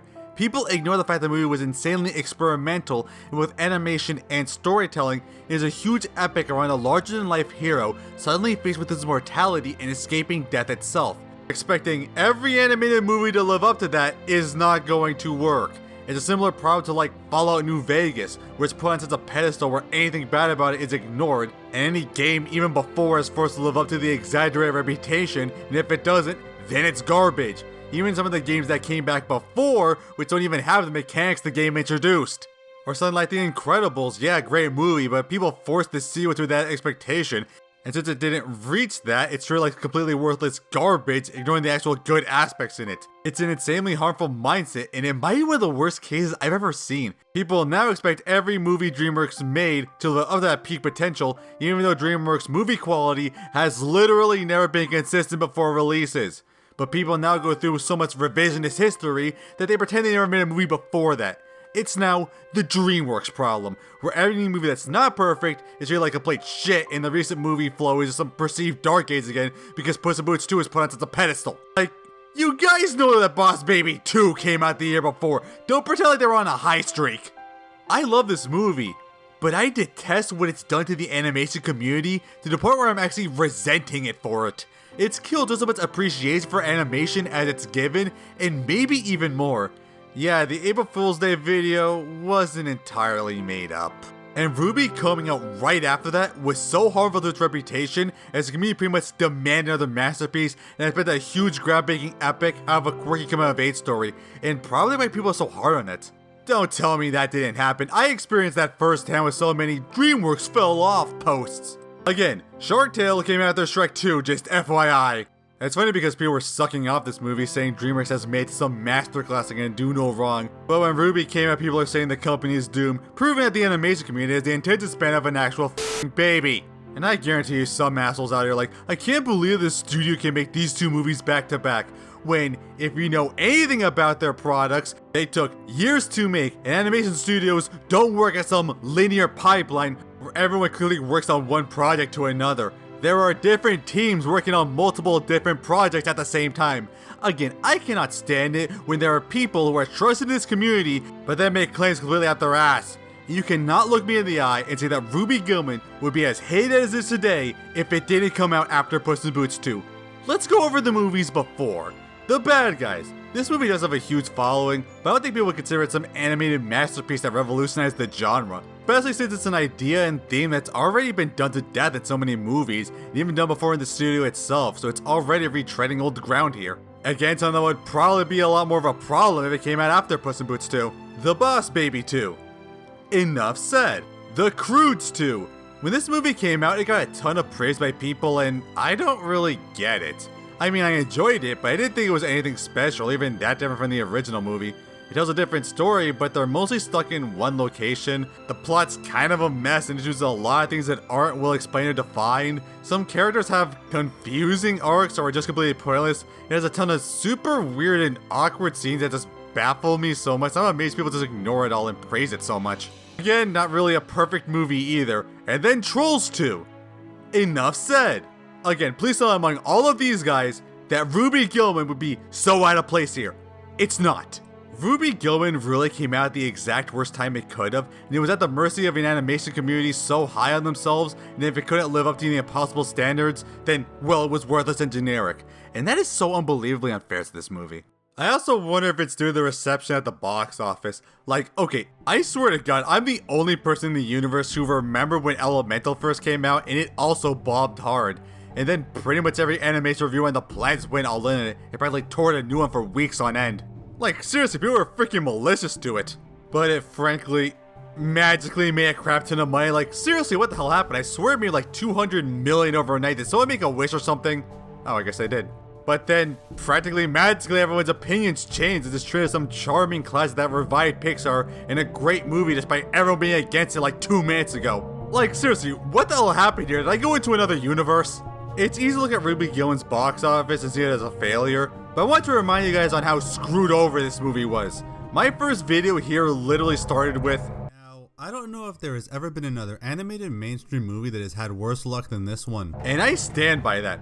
First of all, practically no one knew about it. It's getting rough. And I just read this headline here about a movie I didn't even know existed being DreamWorks' lowest opening for anything they've ever made, called RWBY Gillman Teenage Kraken. This movie was not marketed at all. Most people didn't even know it existed. It only had 2 trailers. It was only first announced with one 3 months before the actual movie came out. And even then there were barely any ads at all. No promotions, no merchandise, no marketing strategy. It had practically absolutely nothing. Like, I don't know what the hell happened with the marketing team when a fan literally did more to spread hype for the movie than the studio. You know something's insanely wrong. Second, the marketing it did have was god-awful. You know what trailers have the reputation of being too long and giving everything away? Well, the first trailer was so misleading and gave away the entire climax and twist of the movie, showing Chelsea betraying RWBY and absolutely none of the moral ambiguity she had throughout. So even the little marketing it did have gave away the entire plot and twist. It made it look awful. I know that seeded the thought in many people's minds. I seriously think it was one of the things that hurt the movie the most. Even the back of the box gives away, like, come on. And even then, let's not forget that the summer of 2023 was filled with so many other blockbusters, all fighting each other, leading to an unprecedented amount of underwhelming box office and failure. Like, seriously, there were like a dozen. And let's not forget that RWBY didn't just have to compete with those, but also compete with Spider-Verse and Elemental in the animation department, both of which were juggernauts that made a combined over $1 billion in the box office. And not only that, but it came out on the exact same day as Indiana Jones and the Dial of Destiny and Nimona. And while that movie didn't directly compete with RWBY in the box office since it was a Netflix release, it definitely took all the attention since it was so highly anticipated and praised and easy to see by people. And of course, not to mention the decline of theaters and most people not really able or wanting to spend money on movies or see multiple in a short amount of time. And even then, its release was insanely limited, as at least in my theater, it got pulled 2 weeks in. If Elemental got pulled 2 weeks in, it would not be a success. Now in my previous video, I had a big theory that was because of Universal releasing Oppenheimer, where Nolan in its contract said that Oppenheimer could be the only movie Universal put out 2 weeks before and after its release. And yeah, everything checks out, since RWBY came out exactly 2 weeks before that movie released. And it could possibly be why the movie was sabotaged so much in its marketing. This is not conspiracy, the contract exists! So yeah, literally everything went completely wrong for RWBY, and I don't know how any movie could possibly recover from that. Like, the only way it possibly could was if it's some Puss in Boots 2-level masterpiece and it got practically Universal hype campaign on the internet. But even then, that's not a guarantee. TMNT Mutant Mayhem came out about a month or so after, and it got raving reviews by critics and audiences, was a part of a worldwide level mega franchise with fans of all ages, and got so much advertising, merchandise, promotions, and everything you could have wanted, and not even much competition at that point. And it only got 180 million at the box office. Now, that's something to sneeze at. With how much the studio was clearly banking on it with the amount of promotion and even a sequel spin-off announced before its release and its great reviews, it's clear it was definitely under their expectations. I legitimately think that RWBY came out at the literal worst time it possibly could have. Man, if only it came out this year where there's kind of barely any animated films coming out. And yeah, if box office is how we judge how good a movie is, then I don't want to see any of you guys praise Iron Giant, Atlantis, Treasure Planet, or El Dorado. Hell, Megamind underperformed to the point where the studio didn't want to make parody movies like it anymore, and yet y'all still praise it. And Puss in Boots 2 is the lowest grossing movie in the Shrek franchise, and even the first movie still made more money and people still say it's forgettable and mediocre. So correlating a movie's quality by box office is insanely stupid, especially considering theater climate and competition. But I think after everything I said, I feel we should really go into the heart of why I love this movie and why it seriously means the most to me than so many other movies. And that's really because of RWBY and her character journey. To me, she's my favorite DreamWorks protagonist and one of my favorite characters in general. I think her journey has hit me harder than so many other similar types of stories. Like, I hate to critique Turning Red, but considering its reputation got a 180 and people unfairly compare it to RWBY, it's kinda deserved. But to me, its puberty metaphor didn't work. It acts like the pen is some massive freeing personality that's Mei Ling's true escape to a wilder and true self. But it really isn't. Mei's life is fine, she's not really that awkward or insecure, she has very supportive friends and she's liked in school and she's out there having fun in the city and dancing all over like a goofball, her life's fine. And even then the panda is just maybe marginally more extreme? So it just completely ignores the actual awkwardness or insecurities or actual anxieties of growing up except for, I guess, unabashed cringe? There's only small scenes where she feels bad about her situation and then it turns around practically immediately as she becomes popular. And even then the actual negative consequences are just mostly told and are barely relevant. I didn't feel like this was a good puberty or anxiety metaphor, at least to me, and it was too muddled in what it wanted to be and say. But I didn't relate to Mei.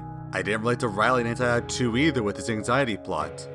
But I do relate to RWBY. I love her character so much. She's adorable and she has a fantastic design, but her personality is so lovable. She's absolutely dorky and excitable and so in her own interests.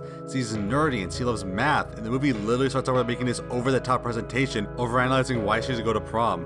I can ask him with something epic, like an advanced quadratic equation. Post-colonial patriarchal construct. It is. But we would go as a group, as a form of protest. But she's not defined by that. She'll get upset, she'll get angry, but it's usually still contained in the familiar social circle she has like her family or friend group. But it's always perpetuated and overshadowed by her awkwardness and anxieties. She's very insecure, she gets overwhelmed easily, and is kind of an awkward mess most of the time. She's a person who really doesn't do well with the unexpected, and yet they also have an inner fire inside that gives them a surprising determination when it really comes to it. She's an active character in her own story, and takes agency against odds so many times. She feels so real to me, like I've met and known people just like her, and hell, I feel a lot of her in myself. But I think what truly separates her and other main characters in a story like this is genuine self-loathing and crippling vulnerability. RWBY constantly breaks down and gets overwhelmed when she's forced to be a Kraken, when she has to deal with her true identity, thrusted with responsibility, dealing with so much trauma, getting socially and publicly hated and ostracized by something completely out of her control, when she messes up everything, and it feels so genuine with her character. To me, Vulnerability is an important part to liking and relating to a character. If a character puts up so many walls, then you don't really get to know them or understand how they feel. And DreamWorks is usually so good at that, with plenty of characters breaking down or expressing how they feel about a situation. DreamWorks has a reputation of oftentimes dealing with characters not feeling like they deserve or should be in a particular role, and a ton of personal insecurity about themselves. And I think Ruby is one of the DreamWorks characters who does it the best and the most frequently. The fact that she's so often pushed down by life and gets legitimately and truly emotional over it makes her so relatable and lovable and makes her feel so genuine. I've only seen a handful of other characters like her that reach that same level of emotional vulnerability, namely Jenny from My Life as a Teenage Robot. She's very similar to Ruby, being very dorky and excitable, but also having an inner fire and determination as well. But she's also constantly shown to be vulnerable. The world and society constantly pushes her down even outside of just evil stuff. And how does she react? She breaks down. It feels like everything around her affects her deeply when she just wants to be happy. Scaring me. Great! Even you're scared of the freaky robot. Why can't I look like everyone else? You can't kick me out! Oh, yes, I can! We reserve the right to refuse service to robots! I'm leaving. What an ignorant jerk. Who wants to hang out in there anyway?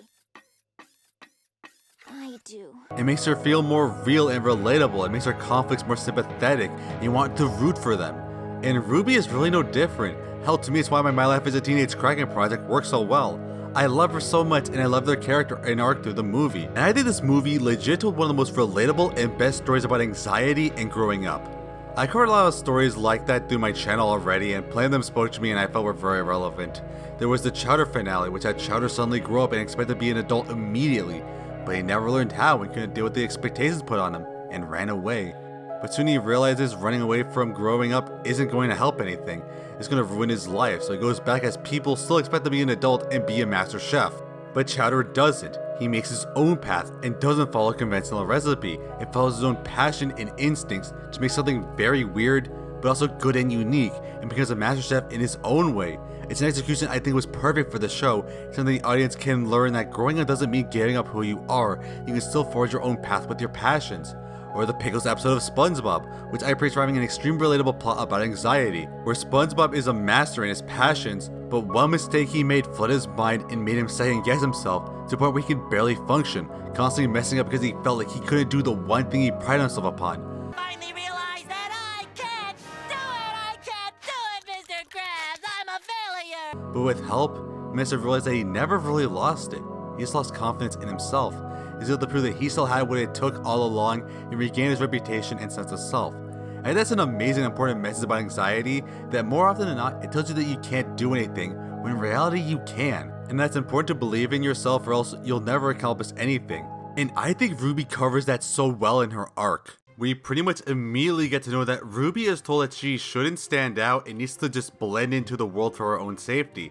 And as I said, it's not an unjustified rule. Aside from the plot that is later revealed, it's shown that Ruby is very likely to be found out as a Kraken by Lighthouse and the other civilians, so she does need to act as normal and insignificant as possible. But even though it's justified in story, it still has an effect on Ruby. Even in the intro when she's comfortable and allowed to be herself with her family, she's concerned with the fact that they'll pretty much lie to everyone they meet. Does it bother you guys that we lie to everyone all the time? Oh, we're not lying. We're just omitting. Yeah. Okay. And in the walk to school, we're shown verbally and physically how it's just to hide her true nature, being awkward and nervous whenever she gets attention because she can't fit in. Even though she has her friends, she's still very alienated by everyone else around her, and it does affect her. Even her friend group is clear the situation has even affected them, as they're sick of Ruby constantly to avoid all the important events in their lives, as Ruby has to hesitantly agree to break her mom's rules. And when she tries to ask Connor out, we see just how much her social anxiety affects her, and she's a nervous wreck against the idea of asking her crush out in her vocal performance and physical movements. And even though it's clear that both do like each other, Ruby has a hard time breaking out of her shell and be confident in herself, just do the basic thing. But then she's forced to face responsibility after accidentally knocking Connor out and breaking her mom's rule and releases her true Kraken form. I consider this to be the first true act of growing up as well as changing yourself, as even though it was unconscious, it left its mark on her as a horrible giant hand which she desperately tries to hide. Then she meets Chelsea, who's her exact opposite, very charismatic, popular, and talkative, able to easily win a crown over in seconds, and loves the attention, who then calls Ruby out. And Ruby, as previously established, can't handle his attention with everything he's dealt with. She has lived her entire life forced to be unnoticed and to blend into the crowd. She could barely handle talking to her crush, so being outed by practically her whole school, with eyes on her while she's trying to hide her transformation, leaves her having a panic attack. And yeah, thanks to Puss in Boots 2, this whole thing got memed to death and this movie's called out for even doing something like it. Again, enemies community, can you not be incredibly unfair for 5 minutes? But it makes sense for Ruby's character, since he's repeatedly shown to be bad in social situations and has a ton of pent-up insecurities. Of course she'd be overwhelmed if she suddenly noticed like this. I'm sure a lot of people can relate. And Ruby's practically panicking again, as she's forced to transform into a giant Kraken, accidentally causing destruction and terrorizing the locals. It's also clear that transformation is representative of certain aspects of body dysmorphia common in puberty, or maybe will undergo huge and awkward changes that men have trouble getting used to and can't stand, as well as other puberty parallels like not feeling yourself. And Ruby again breaks down, now stuck in a giant unruly form and think her life is ruined. But her mom's there to comfort her, acting like her anchor, helping her calm down and tell her that she's not a monster, which allows her to turn to normal. You'll get small again. It just takes a little time. I'm here. I'll wait with you. I'm not going anywhere. I'm really glad you're here, Mom. And at home, Agatha finally tells the truth, he's admitting that she's so much more than a person, and he's gone through the same thing, and that she, ironically, was the thing they were warning against. What else lives there? I know. Monsters. And those monsters want to hurt Krakens like us. So I'm this. The horrible stereotype of Krakens that you said humans made up. You told me we were hiding from monsters, and it turns out I'm the monster. And Ruby has to deal with her own anxiety and betrayal, having another panic attack when she's at her emotional limit. And again, it's a scene that feels very really gives more of Ruby's feelings and vulnerability, or she just leaves and has another moment of dejection that I get wholeheartedly. But Ruby takes the initiative to get answers and not just what her mom says to ignore it and stay small. And Brill helps her, and with a moment of hesitation going back in the water. When she does, she feels at peace and belonging, like she was meant to be there. She always had a fascination with the ocean, like it was calling to her, and now she accepts her strange new form as the freedom she's always wanted. And it's magical. Ruby has been sheltered for so much of her life, and this was her first chance of freedom, practically flying free in a new magical world unlike anything she's seen or experienced before. You can feel the wonder and euphoria she experiences in a place free from the expectations or need to hide her true self. Humans don't know everything about the ocean. Mom, there's a whole world down there that I have never seen. Jellyfish, plankton, coral reefs. You remember when you found that whale on the beach? You mean Clarence J. Whifferton? Clarence J. Whifferton! I'm so glad you made it! Being in the ocean is more wonderful than anything I could imagine. Then she meets her grandma, who welcomes her with open arms, never really getting to know them, who then gladly explains Ruby's true history as the princess of Krakens, and then so the masses of people who are also enamored and welcome her there. And it's another super gratifying scene where Ruby feels actually welcome in this horrible form that treated with disdain is looked upon admirably. I love it.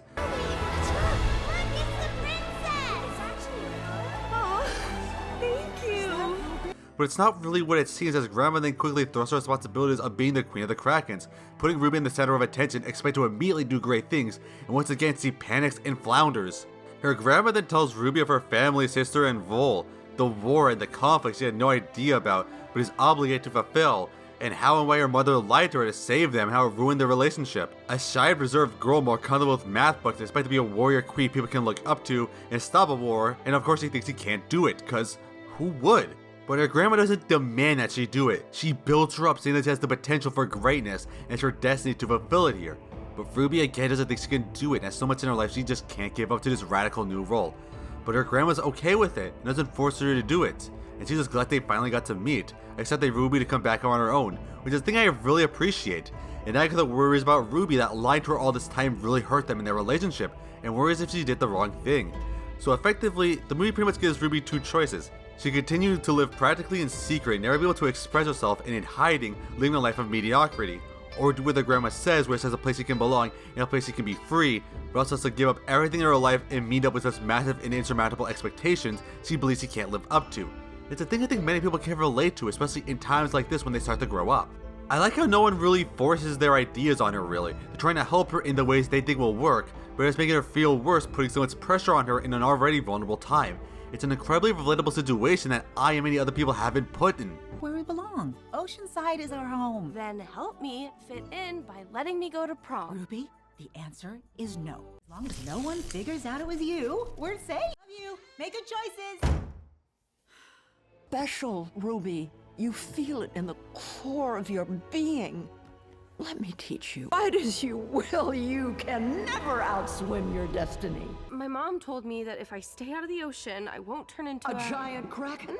You are not a human who turns into a kraken. You're a kraken hiding as a human. But even at home, she can't escape anymore. Her Kraken form has caused a town-wide man up for her, as she's hated and feared by everyone and even the people she trusts. She's lost a few people she can confide in, and she's truly lost. She can't tell her mom about what she did because she would then tell her to ignore the problems. She can't go to her grandma because again she just forced the expectations on her again. And she can't go to her friends because they would panic and try to kill her. And everyone in school is just driving that in and she can't escape it. She goes on full panic attack. She goes to the bathroom and cries. It's completely understandable.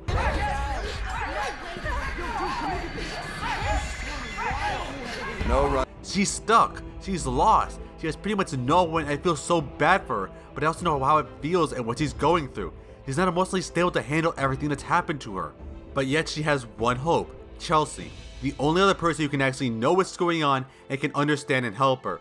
So she unloads on her and Chelsea understands. It's actually interesting that the commentary does show her reaction is semi-legit, and she did pity Ruby here. She wanted to help her not be so uncomfortable with herself and to love herself again away from the stigma and hatred she's getting, and to go on as Seagirl did stay together, free from the overbearing responsibilities she has to deal with in her life. She's once again able to remind herself of the freedom she has, being huge in a huge land, exploring all the ocean, and get to finally experience the wonders of the sea that she's been reading for so long. Ruby wishes that she can enjoy being in the ocean without the responsibility of her people, as Chelsea uses the newfound friendship and Ruby's wish to concoct a way to fulfill her schemes by appealing to Ruby's nature. But she makes a plan that makes sense and for Ruby to loophole her responsibilities by getting at the Trident of Oceanus. However, she's held by the Well of Seas. Even as powerful as Ruby is, she's not strong enough to do so, and agrees to go back to her grandma to get Kraken training. Her grandma of course accepts and gladly teaches Ruby how to be a Kraken warrior. And though it takes Ruby a bit, she quickly gets a hang of it and becomes more confident in herself, and it's super gratifying. But it's an interesting thing to notice that Ruby is working so hard because she wants to avoid a responsibility, but in doing so she's putting in the effort where she already is. And I kind of feel it's something relevant to growth too. I know a lot of people are constantly procrastinate, try to do whatever they can to avoid their responsibility and work, when in reality, we just get it over with and be fulfilled. It reminds me a lot of what I said before, that anxiety works to make you constantly feel like you can't do something, and it makes you second guess yourself to the point where you truly believe you can't and therefore you never will. But at the same time, that potential was always there inside of you, you just never realized it. And we see through Ruby where she doesn't realize she's becoming the hero she was meant to be, and she's avoiding it for no reason. And her solution isn't just avoiding her responsibilities, it's also negatively affecting her life, as she's pretty much devoted all her time to it and has been neglecting her human life and ruining her relationship with her friends and family. It goes to show you that you really can't run from your responsibilities. It's not worth it, it's going to ruin you in the long run. Ruby though becomes so confident and determined in herself and her abilities that she's practically perfect the challenges of the well, but then her anxiety and insecurity come back right before she can do it. And again, it's to remind you that her insecurities are a big part of her and she's still not over them. You're a kraken hiding as a human. If you stay on dry land, you'll stay small. That thing is a monster. A real life monster. And she's forced to finally go to her mom and tell her what she's doing and how she's going behind her back, not only training with her grandma, but also working with a mermaid. But Agatha is furious that they're breaking everything she's worked for to save her family and is going to ruin her own life. It's a great scene because everyone is right. Agatha really did risk everything for her family. She did everything she could to keep them safe from the dangers of the ocean. She just wanted to save her family and Ruby especially. You can argue they did a great job as they were able to hide amongst humans for 15 years and have a pretty pleasant and uneventful life. But Mom, evidence, science, internet. Trust me, Ruby. I know what's best for you, and what's best is to always stay on land. But Ruby can't go back to that, hiding forever, and it's caused her to build so much anxiety and trauma with their mom continually lying to her. Make sure no one notices all the ways that I am different. I push my hair in front of my gills and I stand like I have a spine. It's hard. She experienced so much freedom enjoying the ocean, she was going to make a genuine difference and be able to solve all of her problems. She's not going back to that life of hiding and being afraid. While most parental arguments like these are stupid, this is one scene where everyone's right in their own regards. It's not an easy situation, it's completely understandable as a scene and it works for the movie. Safe and give you a normal life. Normal? Normal isn't hiding in this fake town living a fake life. I sacrificed everything to give you this fake life. Ruby has grown and has got enough determination to stand up for herself in front of her mother. She's not hiding anymore, and she uses that anger and determination to get what she wants, and reaches the Trident and finally gaining that perceived victory she thought she would. But yeah, Chelsea betrayed her. Instead of fighting for peace, Chelsea was using her to get revenge, and she takes advantage of Ruby's shock and dispatches her. And yeah, as much as the situation does hurt, I think it's still relevant, because when you grow up, You will have people who will try to use you and manipulate you. They'll take advantage of your naivety while saying they're there to help you. It can happen when you're a teenager, and honestly I think it's more relevant in adulthood. Believe me, I know from experience. And it leaves Ruby in such a disastrous state that she barely survives it. It reminds me a lot how when we're a teenager, we don't really respect everything our parents do to us and feel like they're going out of their way to hurt us or they don't get us. But growing up is realizing that they really did have your best interest at heart and they're trying to help you out most of the time. We don't realize that until it's too late, and Ruby did. She lost everything. In her haste to avoid her responsibility, she just made everything worse and everyone she knows is in danger. And so she falls back into depression and self-loathing that she was dealing with constantly. Again, it's like she hasn't repeatedly followed as a mindset, so it makes it so much more real and not just forced just for the third act breakdown. Getting the trident was supposed to make things better, but all I did was ruin everything. My mom was right. Gone back to hiding and stayed small. But it's Uncle Brilla goes to her and tells her the story of her mother, who was also forced to do a decision. She had everything she could ever want, fame, glory, the throne, and yet she left and Brill could never understand why. Until he first saw the beautiful life she managed to make on her own just to care for Ruby, and how much she really gave up to her. And this is a fantastic scene, I love it so much! And I realized your mom chose her own path. She chose you.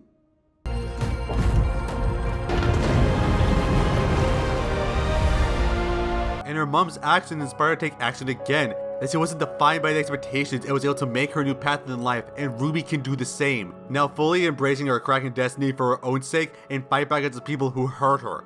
It's also shown before that Agatha and Grandma got into a heated argument over Ruby, with Agatha saying that she's just turning Ruby into another warrior and ruining her after the years she spent trying to keep her safe from such a life, as Grandma calls her out that she's just stifling Ruby's potential and isn't letting her be herself. The difference is, I didn't raise my daughter to be a reflection of my glory. Well, stopped fighting.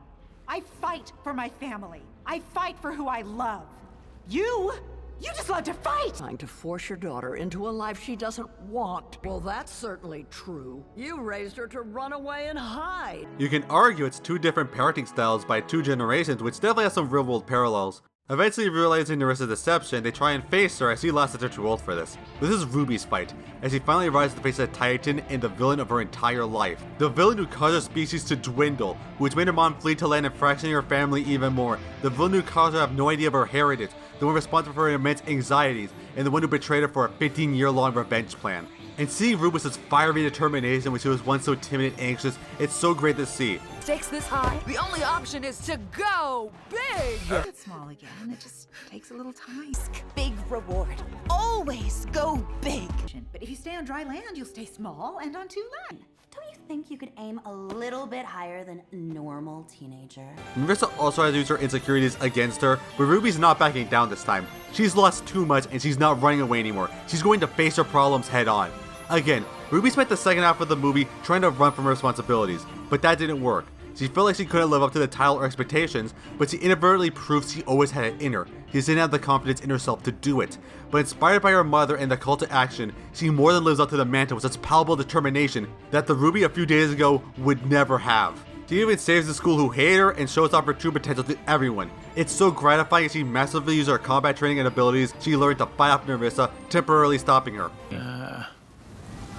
I mean, that's just crazy. Oh, this is incredible. And just getting that image.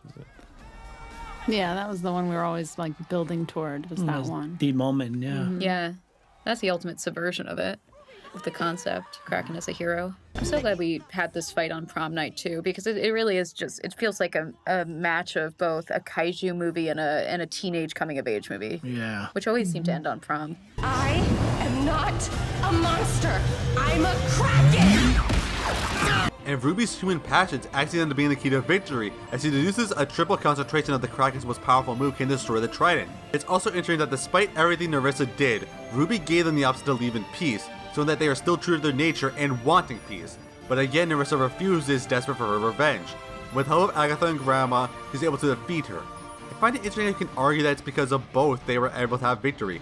Thanks to Agatha, Ruby had the intuition to combine her powers to destroy the Trident. Thanks to her Grandma, she had the training to actually pull it off. So in a way, Ruby did unite the two mindsets for her victory. And it also reunites the family as Agatha realizes what she's done to Ruby, and it did stifle her potential and cause her a lot of pain and trauma even though she thought it was for the best, as she is the one who invites her to finally go to the prom she's always wanted. And yeah, Ruby apparently forgot about her normal life, trying to focus on her Kraken training because at this point she was too worried to actually go back to it, afraid of what people would think of her. But Ruby doesn't want to run away again, and meets back with her friends with the full knowledge that she was the Kraken they were all terrified of. But luckily her friends stood by her side, and they always would have. And Connor is also more than happy with her, saying that he was going to ask her out too. So it shows again that it was really Ruby's own insecurities and anxieties that were holding her back, and with the newfound confidence, she can pretty much do anything as they finally get to have the prom they would never forget. And yeah, Ruby's confidence is brimming, and she doesn't need to hide who she is anymore. She can be as outgoing as she wants with a new sense of self-esteem, and even everyone else in their family is able to express themselves much more. But Ruby didn't go this far just to ignore who she is and her responsibility again, as we see that Ruby did take the mantle of Guardian of the Ocean, even while still trying to live her teenage life, and she will use her power and determination to be the hero she never thought she would be as well. I always find the best stories about growing up and not only with the characters taking responsibility, but doing it in their own way, and Ruby's no exception. She says she couldn't give up her human life to go with her grandma's expectations, and throughout it, she didn't. She wanted to still be human, but also live both lives, taking each responsibility in stride. She forged her own path, and I love it. I love the story and character arc. It felt so real, and Ruby's growth felt real. I relate so much to a lot of these themes and points, and it's a very well executed story about maturity, puberty, responsibility, and anxiety, and it's one of the reasons I love this movie to death. And yeah, I freaking adore this movie. I love pretty much everything about it. From the incredible visual style and animation, to the world and ideas it introduces, to how it handles its character surprisingly really well, to how great and fantastic Ruby was as a character and her arc and how much I related to it. I feel so many people get too hung up on the minor issues, seeing it all as too generic or just making up imaginary racism arguments to see how compelling the story actually is. Like, come on, I talked this long about the movie, there has to be a lot more to it than you're saying.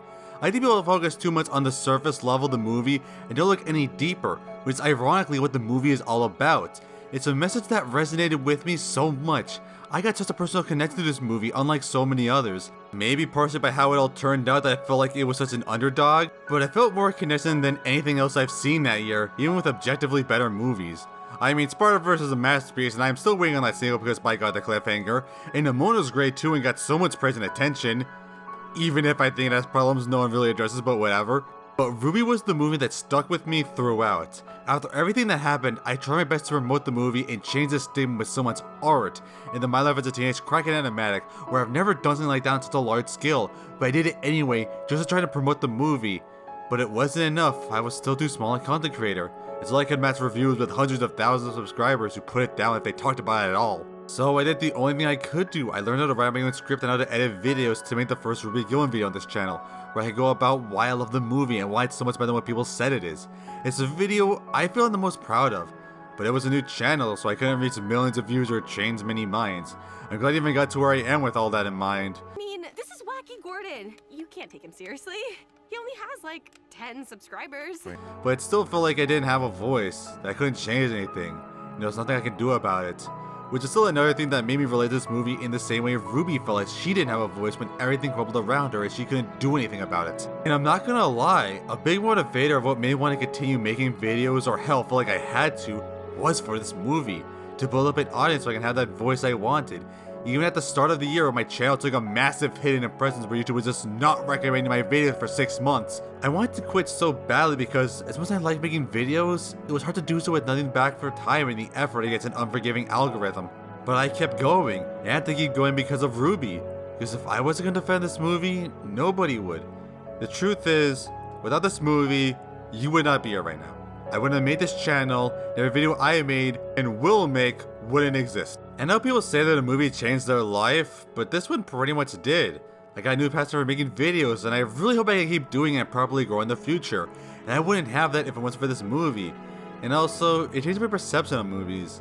I don't want to look at movies with sheer disdain or over-criticize because I know what it's like now to be on the receiving end, having something I absolutely love. Well, okay then, in Yokai Watch. And I don't want to act like that ever again. I feel the animation community is angry and cynical enough, why would I make it worse? And this mindset is truly harmful and is making us worse people at the end of the day, when we start hate campaigns over kids movies. Even when Wish came out and everyone ranted and hated on it, I didn't want to because what's the point? Why would I just add cynicism and hatred when I don't need to? I didn't make this channel to be negative, and I don't want to ever make a video of this is garbage and why I hate it. This movie really gave me a new mindset and appreciation for movies, and I want to keep up trying to analyze how things work, rather than complain how they don't. I've been more than happy with the videos I made, and helped me gain a lot more appreciation and insights on media, like with the Adventure Time Analysis series, and Kung Fu Panda 3, which is another DreamWorks movie that deserves far more credit for how well it handles its theme and characters, and must be treated as the bad one of the trilogy. In a time where it feels like every single video is out there hating on something, there should be people who always try and stand up for them and point out the good things in them. It's a mindset I wish would spread more in this time. So much hatred of DreamWorks nowadays, with people outcrying the movies for, again, not being as good as Puss in Boots 2, while ignoring things before Puss in Boots 2 really weren't too different. And the Wild Robot looks like it's going to be a masterpiece, and people just forget all of that and say, DreamWorks is back. Or at least until they get pissed off by the next movie and say they're doomed because the animation community is a joke. And well, Ruby's gonna be forgotten and treated as the start of the 2020 bad era or some shit. But as bad as things got for Ruby, it's not completely bad. As I said, it's still a small but dedicated fan base who also enjoy the work I've done for it. It managed to get nominated for an Annie Award when it could have been ignored. And when it was released on Netflix, it was the #1 movie streamed, which is pretty good for an original movie that aired outside of it 6 months before. It could have been people just never got to seeing it until it was more convenient. So I do hope it can grow the audience it deserves. I do have a feeling that Ruby will get a resurgence eventually. As I said, a lot of kids and younger people do really seem to enjoy it, and it spoke to them, and eventually when they become the content creators, they'll talk about how much they liked it, and how it was underrated and deserves more credit. Yeah, you might say that won't happen, but hey, Over the Heads, or especially Megamind, weren't appreciated or praised when they come out, and got forgotten, and DreamWorks didn't even want to make movies like that after. But give it 10 years, some memes and video essays by the audience who saw them when they were younger, suddenly they're unappreciated masterpieces who deserve better. And come on, I didn't talk about this movie for this long, just be told there's nothing to it. This is for all my haters. Your 1-star reviews mean nothing. And I'm kinda worried about DreamWorks. With theaters in the state they're in, especially after Kung Fu Panda 4 behind the scenes controversy, I'm worried they might not last much longer. I love them to death, they make some of my favorite movies and I don't want to lose them. With how much is going on behind the scenes, I'm worried it might shut down entirely. People get so hung up on just hating the recent things that they don't appreciate what the studio gave them. And again, considering the production mess of Kung Fu Panda 4, I can really see that Ruby really had no bad behind the scenes drama or problems. It felt like a movie the crew genuinely loved working on, put their heart and souls into it, and it definitely played off to me. Again, I love this movie, it's one of my favorites from DreamWorks, and it spoke to me in a way I don't think many movies have. And I think it has so much potential for expansion. I made an entire mini event last time, the sky is literally the limit here. I will take anything. Anything! And yeah, Ruby has practically limitless possibilities on where it can go with the concept it sets up, and has so much potential for a sequel or spin-off. And I don't want to hear that it doesn't deserve one. Y'all suck off Puss in Boots 2 when you all called the first one mediocre and forgettable. You wouldn't say that movie deserved a sequel, and yet here we are anyway. So Ruby more than does, and that's the truth. And I hope after literally everything I said that you've got more appreciation for this great little movie. And hopefully it will stop the hate it gets even somewhat. I don't think it deserves to be hated. I don't think it deserves to be forgotten, since there's so much to this movie beyond just what it seems if you just give it a chance. After all, there's one this movie wants to show, that there's always more to something on the surface.